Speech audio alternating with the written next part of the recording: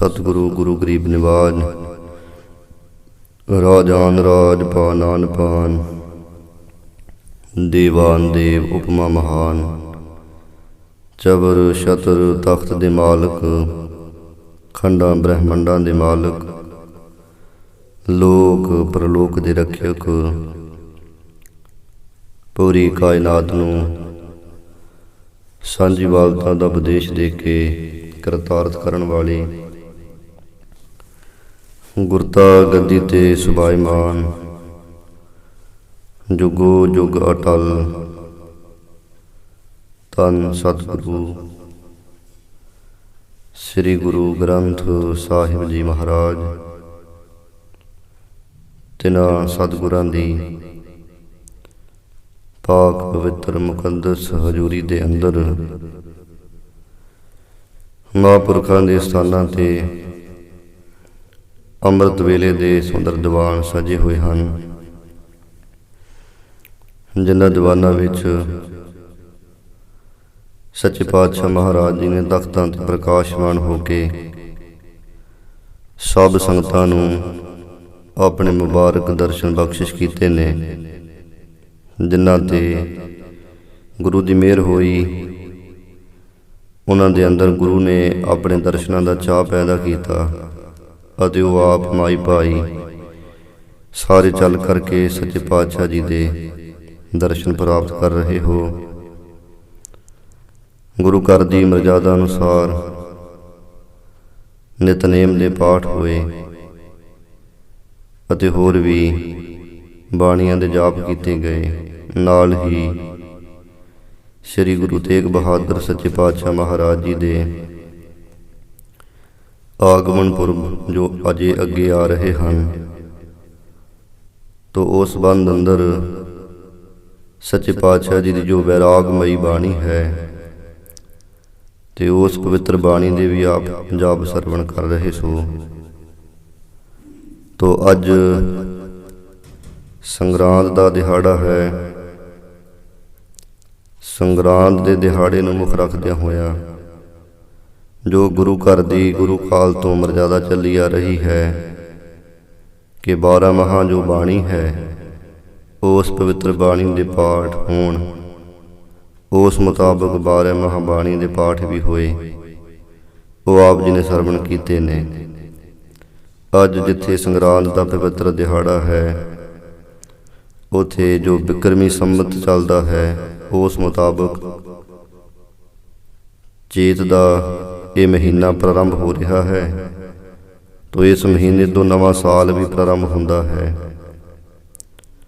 सच्चे पातशाह महाराज जी ने भी इसे ही जो ये 12 महीने चेत विसाख ये चलते आ रहे ने, इन्हां नूं ही गुरमत दे विच ग्रहण किया है।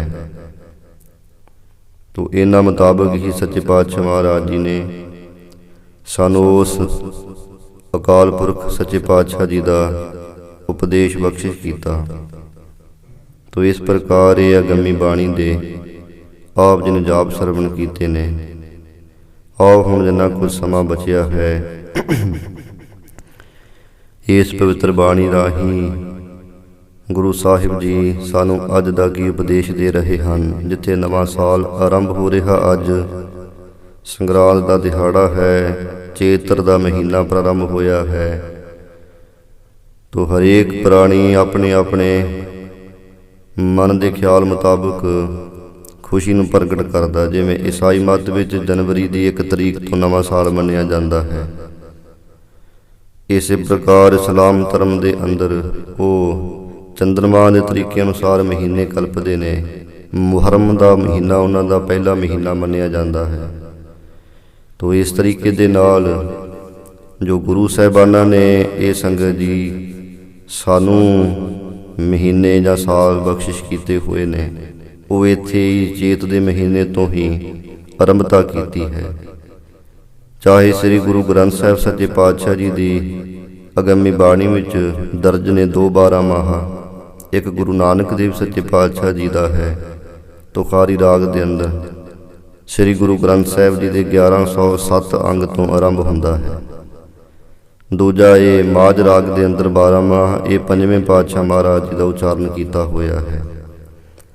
ਫਿਰ ਆਪਣੇ ਸ਼੍ਰੀ ਦਸਮ ਗ੍ਰੰਥ ਸਾਹਿਬ ਜੀ ਦੇ ਅੰਦਰ ਕਲਗੀਧਰ ਪਾਤਸ਼ਾਹ ਮਹਾਰਾਜ ਜੋ 12 ਮਾਹ ਲਿਖਦੇ ਨੇ, 2 12 ਮਾਹ ਮਹਾਰਾਜ ਜੀ ਨੇ ਉੱਥੇ ਵੀ ਲਿਖੇ।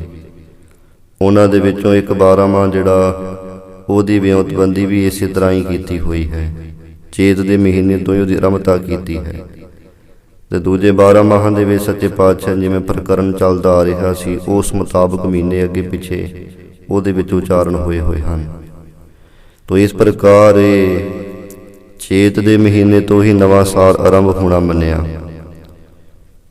ਜੇ ਇਹਨੂੰ ਆਪਾਂ ਕੁਦਰਤੀ ਤੌਰ ਤੇ ਦੇਖਣਾ ਕਰੀਏ ਪ੍ਰਕਿਰਤੀ ਦੇ ਹਿਸਾਬ ਦੇ ਨਾਲ, ਕਿਉਂਕਿ ਜਿਹੜੀ ਇਹ ਨੇ ਚੇਤ ਵਿਸਾਖ ਜਿਹਨਾਂ ਨੂੰ ਆਪਾਂ ਦੇਸੀ ਮਹੀਨੇ ਕਹਿ ਦਿੰਦੇ ਹਾਂ, ਇਹ ਐਵੇਂ ਨਹੀਂ ਬਣ ਜਾਂਦੇ। ਇਹਨਾਂ ਦਾ ਸੰਬੰਧ ਆ ਜੋ ਪ੍ਰਕਿਰਤਕ ਮੰਡਲ ਹੈ ਜਿਸ ਦੇ ਵਿੱਚ ਸੂਰਜ ਹੈ, ਚੰਦਰਮਾ ਹੈ, ਉੱਤੇ ਬ੍ਰਹਿਮੰਡ ਸਾਰਾ, ਇਹ ਧਰਤੀ ਦੇ ਉੱਤੇ ਬਨਸਪਤੀ ਹੈ, ਧਰਤੀ ਦੇ ਉੱਤੇ ਮੌਸਮ ਬਦਲਦੇ ਹਨ, ਰੁੱਤਾਂ ਬਦਲ ਰਹੀਆਂ ਹਨ, ਤਬਦੀਲੀ ਹੋ ਰਹੀ ਹੈ। ਇਹ ਸਾਰੇ ਕਿਸੇ ਨੂੰ ਹੀ ਇਕੱਠਿਆਂ ਕਰਕੇ ਹੀ ਜਿਵੇਂ ਜਿਵੇਂ ਤਬਦੀਲੀ ਹੁੰਦੀ ਉਸ ਅਨੁਸਾਰ ਹੀ ਇਹ ਜਿਹੜੇ ਮਹੀਨੇ ਹੈ ਉਹ ਕਲਪੇ ਹੋਏ ਹਨ, ਨਾਮ ਰੱਖੇ ਹੋਏ ਨੇ। ਤੋ ਇਸ ਤਰੀਕੇ ਦੇ ਨਾਲ ਜਿਹੜਾ ਆਪਾਂ ਪ੍ਰਕਿਰਤੀ ਦੇ ਹਿਸਾਬ ਨਾਲ ਦੇਖੀਏ ਤੇ ਨਵਾਂ ਸਾਲ ਅੱਜ ਹੀ ਆਰੰਭ ਹੋ ਰਿਹਾ ਹੈ। ਕਿਉਂਕਿ ਜਿੰਨੀ ਵੀ ਪ੍ਰਕਿਰਤੀ ਸੀ ਸਾਰੀ ਪਤਝੜ ਦੀ ਰੁੱਤ ਦੇ ਕਾਰਨ ਸਾਰੇ ਪੱਤੇ ਝੜ ਚੁੱਕੇ ਸਨ। ਚੇਤਰ ਦਾ ਮਹੀਨਾ ਆਰੰਭ ਹੋ ਰਿਹਾ ਹੈ ਤੋ ਰੁੱਖਾਂ ਦੇ ਨਵੀਆਂ ਕਰੁੰਬਲਾਮੀਆਂ ਆ ਰਹੀਆਂ ਹਨ। ਜਿੰਨੇ ਵੀ ਬਨਸਪਤੀ ਹੈ ਸਾਰੀ ਖੇੜੇ ਦੇ ਵਿੱਚ ਹੀ ਆ ਰਹੀ ਹੈ। ਕਣਕਾਂ ਨੇ ਇਹ ਵੀ ਦੇਖ ਲਓ ਸੰਗਤ ਜੀ ਆਪਣਾ ਰੰਗ ਹੁਣ ਬਦਲਣਾ ਸ਼ੁਰੂ ਕਰ ਦੇਣਗੀਆਂ। ਹੌਲੀ ਹੌਲੀ ਇਹਨਾਂ ਨੇ ਵੀ ਸੋਨੇ ਵਾਂਗ ਹੋ ਜਾਣਾ। ਤੋ ਇਸ ਤਰੀਕੇ ਦੇ ਨਾਲ ਫਿਰ ਇੱਥੋਂ ਹੀ ਜਿਵੇਂ ਨਵੀਂ ਪ੍ਰਕਿਰਤੀ ਦੇ ਵਿੱਚ ਬਹਾਰ ਆ ਰਹੀ ਹੈ ਤੋ ਇਸ ਮੁਤਾਬਕ ਫਿਰ ਨਵਾਂ ਸਾਲ ਇਹ ਹੀ ਬਣ ਰਿਹਾ ਹੈ। ਤੋ ਚੇਤ ਦੇ ਮਹੀਨੇ ਤੋਂ ਹੀ ਸੱਚੇ ਪਾਤਸ਼ਾਹ ਜੀ ਨੇ 12 ਮਾਹ ਉਚਾਰਨ ਕੀਤੇ ਦੋਨੇ ਸ੍ਰੀ ਗੁਰੂ ਗ੍ਰੰਥ ਸਾਹਿਬ ਜੀ ਵਾਲੇ। ਤੋ ਸਾਨੂੰ ਇਸ ਪ੍ਰਕਾਰ ਇੱਥੋਂ ਹੀ ਫਿਰ ਨਵਾਂ ਸਾਲ ਜਿਹੜਾ ਹੈ ਮੰਨ ਲੈਣਾ ਚਾਹੀਦਾ। ਤੇ ਸਿੱਖ ਧਰਮ ਦੇ ਅੰਦਰ ਇੱਥੋਂ ਹੀ ਨਵਾਂ ਸਾਲ ਮੰਨਿਆ ਜਾਂਦਾ ਹੈ। ਤੋ ਅੱਜ ਸੰਗਤ ਜੀ ਨਵਾਂ ਸਾਲ ਵੀ ਆਰੰਭ ਹੋ ਰਿਹਾ ਹੈ। ਤੋ ਇਸ ਤਰੀਕੇ ਦੇ ਨਾਲ ਇਹ ਨਵੇਂ ਸਾਲ ਦੀ ਵੀ ਆਪ ਸਭ ਸੰਗਤ ਨੂੰ ਵਧਾਈ ਹੋਵੇ। ਤੋ ਆਓ ਹੁਣ ਜਿਵੇਂ 12 ਮਾਹ ਅੰਦਰ ਸੱਚੇ ਪਾਤਸ਼ਾਹ ਜੀ ਉਪਦੇਸ਼ ਬਖਸ਼ਿਸ਼ ਕਰਦੇ ਨੇ ਉਹ ਆਪਾਂ ਸ਼ਰਧਾ ਭਾਵਨਾ ਦੇ ਨਾਲ ਇਕਾਗਰ ਚਿੱਤ ਹੋ ਕਰਕੇ ਵੀ ਕੀ ਹੈ ਸਾਨੂੰ ਇਸ ਮਹੀਨੇ ਦੀ ਸਿੱਖਿਆ, ਕੀ ਹੈ ਸੱਚੇ ਪਾਤਸ਼ਾਹ ਜੀ ਸਾਨੂੰ ਸਿਧਾਂਤ ਦਿੰਦੇ, ਉਹ ਆਪਾਂ ਸਰਵਣ ਕਰੀਏ ਜੀ। ਸਤਿਨਾਮ ਸ੍ਰੀ ਵਾਹਿਗੁਰੂ ਸਾਹਿਬ ਜੀ। 12 ਮਾਝ ਮਹੱਲਾ ਪੰਜਵਾ ਘਰ ਚੌਥਾ। 12 ਮਾਹ ਇਹ ਪਵਿੱਤਰ ਬਾਣੀ ਦਾ ਨਾਮ ਹੈ। ਇਹ ਅਗੰਮੀ ਬਾਣੀ ਦੇ ਉਚਾਰਨ ਦਾ ਜਿਵੇਂ ਉਥਾਨਕਾ ਮੰਨੀ ਜਾਂਦੀ ਹੈ। ਸ੍ਰੀ ਗੁਰੂ ਅਰਜਨ ਦੇਵ ਸੱਚੇ ਪਾਤਸ਼ਾਹ ਮਹਾਰਾਜ ਸ੍ਰੀ ਅੰਮ੍ਰਿਤਸਰ ਸਾਹਿਬ ਦੀ ਸੇਵਾ ਕਰਵਾ ਰਹੇ ਹੈ। ਸਰੋਵਰ ਦੀਆਂ ਪੌੜੀਆਂ ਬਣ ਰਹੀਆਂ ਹਨ, ਕਿੱਧਰ ਲੰਗਰ ਚੱਲ ਰਹੇ ਹੈ, ਕਿੱਧਰ ਆਵੇ ਪੱਕ ਰਹੇ ਹਨ, ਬੇਅੰਤ ਸੇਵਾ ਹੋ ਰਹੀ ਹੈ। ਉੱਥੇ ਮਹਾਰਾਜ ਜੀ ਦੇ ਪਾਸ ਇੱਕ ਪੰਡਤ ਚੱਲ ਕੇ ਆਇਆ, ਬੇਨਤੀ ਕੀਤੀ, ਮਹਾਰਾਜ ਆਪ ਬੜੇ ਦਿਆਲੂ ਕਿਰਪਾਲੂ ਹੋ। ਸੱਚੇ ਪਾਤਸ਼ਾਹ ਜੀ ਮੈਂ ਬੜੀ ਵਿਦਿਆ ਪੜ੍ਹਿਆ ਹੋਇਆ ਹਾਂ ਪਰ ਪੜ੍ਹੀ ਹੋਈ ਵਿਦਿਆ ਦੀ ਕਦਰ ਕਿਤੇ ਨਹੀਂ ਹੋ ਰਹੀ ਤੇ ਗਰੀਬ ਹਾਂ, ਪਰਿਵਾਰ ਹੈ, ਆਪ ਜੇ ਕਿਰਪਾ ਕਰ ਦਿਓ ਤੇ ਕੁਝ ਗੁਜ਼ਾਰਾ ਹੋਵੇ ਮੈਂ ਇੱਥੇ ਸੰਗਤਾਂ ਨੂੰ ਕਥਾ ਸੁਣਾ ਦਿਆਂ ਕਰਾਂ, ਜਿਹਦੇ ਨਾਲ ਕੋ 4 ਪੈਸੇ ਜੁੜ ਜਾਣਗੇ, ਘਰ ਦਾ ਗੁਜ਼ਾਰਾ ਹੋ ਜਾਊ। ਸੱਚੇ ਪਾਤਸ਼ਾਹ ਮਹਾਰਾਜ ਨੇ ਉਹਨੂੰ ਆਗਿਆ ਦੇ ਦਿੱਤੀ, ਨਾਲ ਇਹ ਹਦਾਇਤ ਕਰ ਦਿੱਤੀ ਕਿ ਬਈ ਸਾਡੇ ਗੁਰੂ ਨਾਨਕ ਦੇਵ ਸੱਚੇ ਪਾਤਸ਼ਾਹ ਜੀ ਦਾ ਐਸਾ ਸਿਧਾਂਤ ਹੈ, ਖਿਆਲ ਰੱਖਣਾ ਉਹਨਾਂ ਦੇ ਸਿਧਾਂਤ ਤੋਂ ਉਲਟ ਗੱਲ ਨਾ ਕਿਤੇ ਹੋਵੇ। ਕਹਿਣ ਲੱਗਾ ਮਹਾਰਾਜ ਠੀਕ ਹੈ। ਤੋ ਇੱਦਾਂ ਸੰਗਤ ਜੀ ਉਹ ਬੜੀਆਂ ਗੂੜੀਆਂ ਸੁਰਤੀਆਂ ਸਿਮਰਤੀਆਂ ਦੀਆਂ ਕੁਝ ਵਿਚਾਰਾਂ ਸੁਣਾਇਆ ਕਰਦਾ। ਸੰਗਤਾਂ ਵਿੱਚੋਂ ਕੋਈ ਆਂਦਾ, ਕੋਈ ਪੈਸਾ ਧੇਲਾ ਉਹਨੂੰ ਸੰਗਤ ਜੀ ਮੱਥਾ ਟੇਕ ਦਿੰਦੇ, ਅੱਗੇ ਰੱਖ ਦਿੰਦੇ। ਉਹਦੇ ਨਾਲ ਉਹਦੇ ਪਾਸ 4 ਪੈਸੇ ਜੁੜਨੇ ਸ਼ੁਰੂ ਹੋ ਗਏ। ਅੰਮ੍ਰਿਤਸਰ ਸਾਹਿਬ ਵੀ ਜਿੱਥੇ ਭਾਈ ਸਾਲੋ ਜੀ ਦਾ ਟੋਭਾ ਹੈ ਉਹਦੇ ਨੇੜੇ ਹੀ ਇਹਨੇ ਕੁਝ ਥਾਂ ਸੀ। ਉੱਥੇ ਕਿਹੜਾ ਮੁੱਲ ਲੈਣਾ ਸੀ। ਉਦੋਂ ਗੁਰੂ ਸਾਹਿਬ ਨੇ ਖੁੱਲ੍ਹਾ ਹੀ ਭੰਡਾਰਾ ਵਰਤਾਇਆ ਹੋਇਆ ਸੀ ਕਿ ਕੋਈ ਵੀ ਆ ਕੇ ਅੰਮ੍ਰਿਤਸਰ ਸਾਹਿਬ ਦੇ ਵਿੱਚ ਵਸੋਂ ਕਰੇ। ਤੋ ਇੱਦਾਂ ਉੱਥੇ ਇਹਨੇ ਕੋਈ ਸੰਗਤ ਜੀ ਪੈਸੇ ਇਕੱਠੇ ਕਰਕੇ ਤੇ ਮਕਾਨ ਜਿਹੜਾ ਸੀ ਉਹ ਛੱਤ ਲਿਆ, ਬਣਾ ਲਿਆ, ਉੱਥੇ ਰਹਿਣ ਲੱਗ ਪਿਆ। ਤਾਂ ਹੁਣ ਸੰਗਤਾਂ ਸੀ, ਬੇਅੰਤ ਸੰਗਤ ਆਉਣੀ, ਤੇ ਕੋਈ ਇੱਕ ਪੈਸਾ ਵੀ, ਜਿਹੜੇ ਉਸ ਸਮੇਂ ਪੈਸੇ ਚੱਲਦੇ ਹੋਣਗੇ, ਕੋਈ ਮੋਹਰਾਂ, ਕੋਈ ਚਾਂਦੀ ਦੇ ਪੈਸੇ ਚੱਲਦੇ ਸੀ। ਤੋ ਉਹਦੇ ਨਾਲ ਸੰਗਤ ਜੀ ਕੀ ਹੋਇਆ, ਜਿਵੇਂ ਮਹਾਰਾਜ ਜੀ ਦੀ ਬਾਣੀ ਦੇ ਬਚਨ, ਮਾਇਆ ਚਿੱਤ ਭਰਮੇਨ ਇਸ਼ਟ ਮਿਤਰੇਖ ਬੰਧ ਵਹਿ। ਜਿਹੜੀ ਮਾਇਆ ਹੈ ਉਹ ਤਾਂ ਮਿੱਤਰਾਂ ਵਿੱਚ, ਸੰਬੰਧੀਆਂ ਵਿੱਚ, ਇਸੇ ਤਰ੍ਹਾਂ ਜਿਹੜੇ ਆਪਣੇ ਇਸ਼ਟਕੀ ਬੜੇ ਪਿਆਰੇ ਪਿਆਰੇ ਹਨ, ਮਿੱਤਰ ਸੰਬੰਧੀ ਜਾਂ ਰਿਸ਼ਤੇਦਾਰ, ਪਰਿਵਾਰ ਵਾਲੇ, ਇਹਨਾਂ ਸਾਰਿਆਂ ਦੇ ਨਾਲ ਹੀ ਵੈਰ ਪਵਾ ਕੱਤਦੀ ਹੈ। ਮਾਇਆ ਚਿੱਤ ਨੂੰ ਭਰਮਾ ਦਿੰਦੀ ਹੈ। ਤੋ ਇਹ ਪੰਡਤ ਦਾ ਵੀ ਚਿੱਤ ਭਰਮ ਗਿਆ, ਅਹੰਕਾਰ ਹੋ ਗਿਆ। ਕਹਿਣ ਲੱਗਾ ਕਿ ਜਿੰਨੇ ਵੀ ਲੋਕ ਆਉਂਦੇ ਹੈ ਗੁਰੂ ਅਰਜਨ ਸਾਹਿਬ ਦੇ ਕੋਲ, ਤਾਂ ਮੇਰੇ ਕਰਕੇ ਹੀ ਆ ਰਹੇ ਨੇ, ਵੀ ਮੈਂ ਕਥਾ ਸੁਣਾਉਣਾ ਤਾਂ ਕਰਕੇ ਇੰਨੇ ਲੋਕ ਆਉਂਦੇ। ਤੋ ਇੱਦਾਂ ਇਹ ਚੇਤ ਦੇ ਮਹੀਨੇ ਦੇ ਸੰਗਤ ਜੀ ਦਿਹਾੜਾ ਆਇਆ। ਸੰਗਤਾਂ ਇਕੱਤਰ ਹੋਈਆਂ ਵੀ ਚਲੋ ਅੱਜ ਚੇਤ ਦੇ ਮਹੀਨੇ ਦੀ ਕਥਾ ਸੁਣੀ ਜਾਵੇ। ਪੰਡਤ ਜੀ ਆਏ ਨਾ। ਸੰਗਤਾਂ ਬਾਬਾ ਬੁੱਢਾ ਸਾਹਿਬ ਪਾਸ ਬੇਨਤੀ ਕੀਤੀ ਕਿ ਬਾਬਾ ਜੀ ਆਪ ਕਿਰਪਾ ਕਰੋ, ਪੰਡਤ ਜੀ ਆਏ ਨਹੀਂ ਹਨ, ਕਥਾ ਚੇਤ ਦੇ ਮਹੀਨੇ ਦੀ ਸੁਣਨੀ ਹੈ ਸੰਗਤਾਂ ਨੇ। तो बाबा जी आप चले गए। जा करके उस पंडित नूं कहा कि पंडित जी आप चलो कथा सुनाओ, संगतां बैठियां होईयां हन। पंडित जी कहंदे कि देखो भाई तुसीं गुरु तां गुरु अर्जन देव जी नूं मन रहे हो, कथा मैथों सुणदे हो, नाले देखो सारे जिन्ने भी पंडित हन ब्राह्मण हन, चार युगां विच यही गुरु हुंदे आए हन। भगत कबीर साहब का तुसीं शब्द भी पढ़ते हो नाले कि कबीर बामन गुरु है जगत का। देखो उन्होंने भी कहा होया कि बामन जिहड़ा है इस संसार का गुरु है। तो ये हुण छतरी ने गुरु अर्जन देव साहिब, तो हुण तुसीं इन्हां छतरियां नूं गुरु बनाउण लग पए। ये कित्थों दी तुसीं नवीं मर्यादा तोड़ दित्ती। इस करके सानूं गुरु मैनूं गुरु आखोगे तां मैं तुहानूं उत्थे कथा सुणाउण आऊं, नहीं तां मैं नहीं आउंदा। बाबा बुढ़ा साहब जी ब्रह्म ज्ञानी जान गए कि ये ब्राह्मण नूं गुरु घर की माया जिहड़ी वो हजम नहीं हुई है। गुरु घरों जो प्यार सत्कार मिल रहा सी इहनूं हजम नहीं होया। वापस आ गए। दिन चढ़ आया सी उस समय। श्री गुरु अर्जन देव सच्चे पातशाह महाराज हरमंदर साहिब जिथे संगत जी अज मंजी हाल दीवान बनिया पिया है, दीवान हाल, ਉਹਦੇ ਜਦੋਂ ਅੰਦਰ ਆਪਾਂ ਪ੍ਰਵੇਸ਼ ਹੀ ਕਰਦੇ ਆਂ ਤੇ ਪ੍ਰਵੇਸ਼ ਕਰਦਿਆਂ ਸਾਰ ਹੀ ਸੱਜੇ ਹੱਥ ਇੱਕ ਥੜਾ ਬਣਾ ਹੋਇਆ ਹੈ ਤੇ ਉੱਥੇ ਗੁਰੂ ਅਰਜਨ ਦੇਵ ਸੱਚੇ ਪਾਤਸ਼ਾਹ ਜੀ ਉਸ ਸਮੇਂ ਬਿਰਾਜੇ ਹੋਏ ਸਨ। ਬਾਗ ਸੀ ਉੱਥੇ ਉਸ ਸਮੇਂ। ਸੰਗਤਾਂ ਕੁਝ ਦਰਸ਼ਨ ਕਰ ਰਹੀਆਂ ਸਨ ਤੇ ਬੜਾ ਸੋਹਣਾ ਮੌਸਮ ਸੰਗਤ ਜੀ ਬਣਿਆ ਹੋਇਆ ਸੀ। ਅੱਜ ਜਿਵੇਂ ਆਪਾਂ ਦੇਖਾਂਗੇ ਕਿ ਨਾ ਬਹੁਤੀ ਗਰਮੀ ਹੁੰਦੀ ਸਵੇਰੇ ਸਵੇਰੇ, ਨਾ ਬਹੁਤੀ ਠੰਡ ਹੁੰਦੀ ਹੈ ਤੇ ਐ ਬਸੰਤ ਖਿੜੀ ਹੋਈ ਹੁੰਦੀ। महाराज जी ऐ बिराजे हुए ने। बाबा बुढ़ा साहब जी आ गए, मत्था टेकिया, हथ जोड़े। महाराज जी कहन लगे बाबा जी की गल है, कुछ कहना चाहते हो? बाबा जी ने कहा महाराज बेनती है तुहाडे चरणों पास, जिवें आप जी ने कृपा की है अपने सिखां नूं जो संसार दे अंदर इस समाज दे विच पुराणियां कुछ रीतां कुरीतां चलियां आ रहीआं सन, उन्हां नालों अपने सिखां नूं तुसीं सारा कुछ वखरा दिता है, सोहना जीवन बख्शिश कीता होया है। ते महाराज जिथे बाकी दे कारज तुसीं अपनी गुरमत अनुसार करवाउंदे हो, सिखां दे विआहां दे कारज भी गुरमत अनुसार कराउणे आरंभ कर दिते सन गुरु रामदास महाराज जी ने। तीर्थ जिहड़े सी वो भी गुरु अमरदास महाराज जी ने गोइंदवाल साहिब स्थापित कर दिता। तो इदां अपने सिखां नूं तुसीं कीर्तन की दात भी बख्शिश कर दी है। तो जे तुसीं आ भी एक होर किरपा कर दिओ कि जिहड़ी कथा है महाराज ये भी किते अपने सिखां दी झोली विच तुसीं पा दिया जी। तो इहदे नाल महाराज सारे कारज गुरमत अनुसार होण लग पैण। महाराज जी कहंदे बाबा जी स्पष्ट कहो की गल है। ਬਾਬਾ ਜੀ ਕਹਿੰਦੇ, ਮਹਾਰਾਜ ਗੱਲ ਕੀ ਕਿ ਜਿਹੜਾ ਪੰਡਿਤ ਹੈ, ਅੱਜ ਸੰਗਰਾਂਦ ਦਾ ਦਿਹਾੜਾ ਸੀ ਤੇ ਪੰਡਿਤ ਹੋਣੀ ਅਹੰਕਾਰ ਦੇ ਨਾਲ ਭਰ ਕੇ ਕਹਿੰਦੇ ਕਿ ਚਾਰੇ ਯੁੱਗਾਂ ਦੇ ਗੁਰੂ ਤਾਂ ਅਸੀਂ ਹਾਂ ਤੇ ਗੁਰੂ ਤੁਸੀਂ ਗੁਰੂ ਅਰਜਨ ਦੇਵ ਜੀ ਨੂੰ ਮੰਨਦੇ ਹੋ ਤੇ ਮੈਨੂੰ ਗੁਰੂ ਮੰਨੋ, ਮੈਂ ਤਾਂ ਕਥਾ ਸੁਣਾਉਂਗਾ। ਮਹਾਰਾਜ ਜੀ ਕਹਿੰਦੇ, ਭਾਈ ਇਹਨਾਂ ਦੇ ਅੰਦਰ ਤਾਂ ਅਹੰਕਾਰ ਹੀ ਬਹੁਤਾ ਪੜ ਗਿਆ ਹੈ।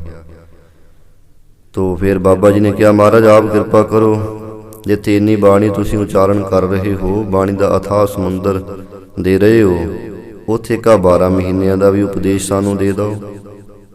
ਮਹਾਰਾਜ ਜੀ ਕਹਿਣ ਲੱਗੇ, ਬਾਬਾ ਜੀ ਸ੍ਰੀ ਗੁਰੂ ਨਾਨਕ ਦੇਵ ਸੱਚੇ ਪਾਤਸ਼ਾਹ ਮਹਾਰਾਜ ਜੀ ਨੇ ਤੁਖਾਰੀ ਰਾਗ ਦੇ ਵਿੱਚ 12 ਮਾਹ ਉਚਾਰਨ ਕੀਤੇ ਹੋਏ ਹਨ। ਤੋ ਜਦੋਂ 12 ਮਾਹ ਦਾ ਇਹ ਕੋਈ ਵੀ ਸੰਗਰਾਂਦ ਦਾ ਦਿਹਾੜਾ ਆਵੇ, ਉਸ ਬਾਣੀ ਦਾ ਪਾਠ ਕਰ ਲਓ, ਉਹ ਬਾਣੀ ਪੜ੍ਹ ਲਿਆ ਕਰੋ। ਬਾਬਾ ਜੀ ਨੇ ਬੇਨਤੀ ਕੀਤੀ, ਮਹਾਰਾਜ ਉਹ ਜਿਹੜੀ ਬਾਣੀ ਹੈ, ਉਹ ਬਾਣੀ ਦੇ ਅਰਥ ਭਾਵ ਬੜੇ ਮਹਿੰਗੇ ਹਨ। ਉਹਦੇ ਵਿੱਚ ਗੁਰੂ ਨਾਨਕ ਸਾਹਿਬ ਜੀ ਨੇ ਬੜੇ ਅਲੰਕਾਰ, ਬੜੇ ਦ੍ਰਿਸ਼ਟਾਂਤ ਵਰਤੇ ਹੋਏ ਨੇ, ਜਿਹੜੇ ਮਹਾਰਾਜ ਆਮ ਸੰਗਤਾਂ ਦੇ ਸਮਝ ਵਿੱਚ ਨਹੀਂ ਪੈਣੇ। ਜਿਹੜੇ ਹੁਣ ਘਰੋਂ ਕੋਈ ਮਹਾਰਾਜ ਜੱਟ ਜ਼ਿਮੀਂਦਾਰ ਹੈ, ਹਲ ਵਾਹੁੰਦਾ ਆਇਆ ਹੋਇਆ ਕਥਾ ਸੁਣਨ ਵਾਸਤੇ, ਤੇ ਉਹਨੂੰ ਉਹ ਦ੍ਰਿਸ਼ਟਾਂਤ ਅਲੰਕਾਰ ਜਿਹੜੇ ਗੂੜੇ ਮਹਾਰਾਜ ਨੇ ਉੱਥੇ ਵਰਤੇ ਹੋਏ, ਇਸਤਰੀ ਰੂਪਕ ਅਲੰਕਾਰ, ਤਾਂ ਉਹ ਕਿਵੇਂ ਸਮਝ ਪੈ ਜਾਏਗਾ। ਤੋ ਆਪ ਕਿਰਪਾ ਕਰੋ ਮਹਾਰਾਜ, ਉਹ ਮਹਿੰਗਾ ਹੈ, ਔਖਾ ਹੈ ਥੋੜਾ ਜਿਹਾ, ਤੋ ਆਪ ਐਸੀ ਕਿਰਪਾ ਕਰੋ ਜਿਹਦੇ ਪੜ੍ਹਦਿਆਂ ਸਾਰ ਹੀ ਸਾਨੂੰ ਸਮਝ ਪੈ ਜਾਵੇ ਤੇ ਮਹੀਨੇ ਦਾ ਸਾਰਾ ਲਾਭ ਸਾਨੂੰ ਮਿਲ ਜਾਵੇ। ਤੋ ਮਹਾਰਾਜ ਜੀ ਬੜੇ ਖੁਸ਼ ਹੋਏ। ਉੱਥੇ ਹੀ ਸੰਗਤ ਜੀ ਥੜੇ ਤੇ ਬੈਠੇ ਹੋਇਆ ਮਹਾਰਾਜ ਸੱਚੇ ਪਾਤਸ਼ਾਹ ਜੀ ਨੇ ਫਿਰ ਕਿਹਾ ਕਿ ਦੇਖੋ, ਬਾਣੀ ਤਾਂ ਰਹੇਗੀ ਗੁਰੂ ਨਾਨਕ ਦੇਵ ਜੀ ਦੀ ਮੂਲ ਰੂਪ ਅੰਦਰ, ਤੇ ਅਸੀਂ ਉਸੇ ਬਾਣੀ ਦਾ ਹੀ ਬਾਣੀ ਵਿੱਚ ਹੀ ਟੀਕਾ ਕਰਕੇ ਤੁਹਾਨੂੰ ਸੰਗਤਾਂ ਨੂੰ ਸੁਣਾਉਂਦੇ ਹਾਂ। ਇਹਦਾ ਬਾਣੀ ਦੇ ਵਿੱਚ ਬਾਣੀ ਦਾ ਹੀ ਟੀਕਾ ਸੰਗਤ ਜੀ ਗੁਰੂ ਅਰਜਨ ਸਾਹਿਬ ਜੀ ਨੇ ਕੀਤਾ, ਜੋ ਤੁਖਾਰੀ ਰਾਗ ਦੇ ਅੰਦਰ ਗੁਰੂ ਨਾਨਕ ਦੇਵ ਸੱਚੇ ਪਾਤਸ਼ਾਹ ਜੀ ਦੀ ਬਾਣੀ, ਜਿਹਦੇ 17 ਸ਼ਬਦ ਹਨ, ਤੇ ਉਹਨੂੰ ਹੀ ਆਧਾਰ ਬਣਾ ਕਰਕੇ ਗੁਰੂ ਅਰਜਨ ਦੇਵ ਸੱਚੇ ਪਾਤਸ਼ਾਹ ਜੀ ਨੇ ਫਿਰ ਇਹ ਮਾਝ ਰਾਗ ਦੇ ਵਿੱਚ ਉਸੇ ਹੀ ਲੈ ਤਾਲ ਦੇ ਨਾਲ ਇਹ ਬਾਣੀ ਉਚਾਰਨ ਕੀਤੀ ਹੋਈ 12 ਮਾਹ।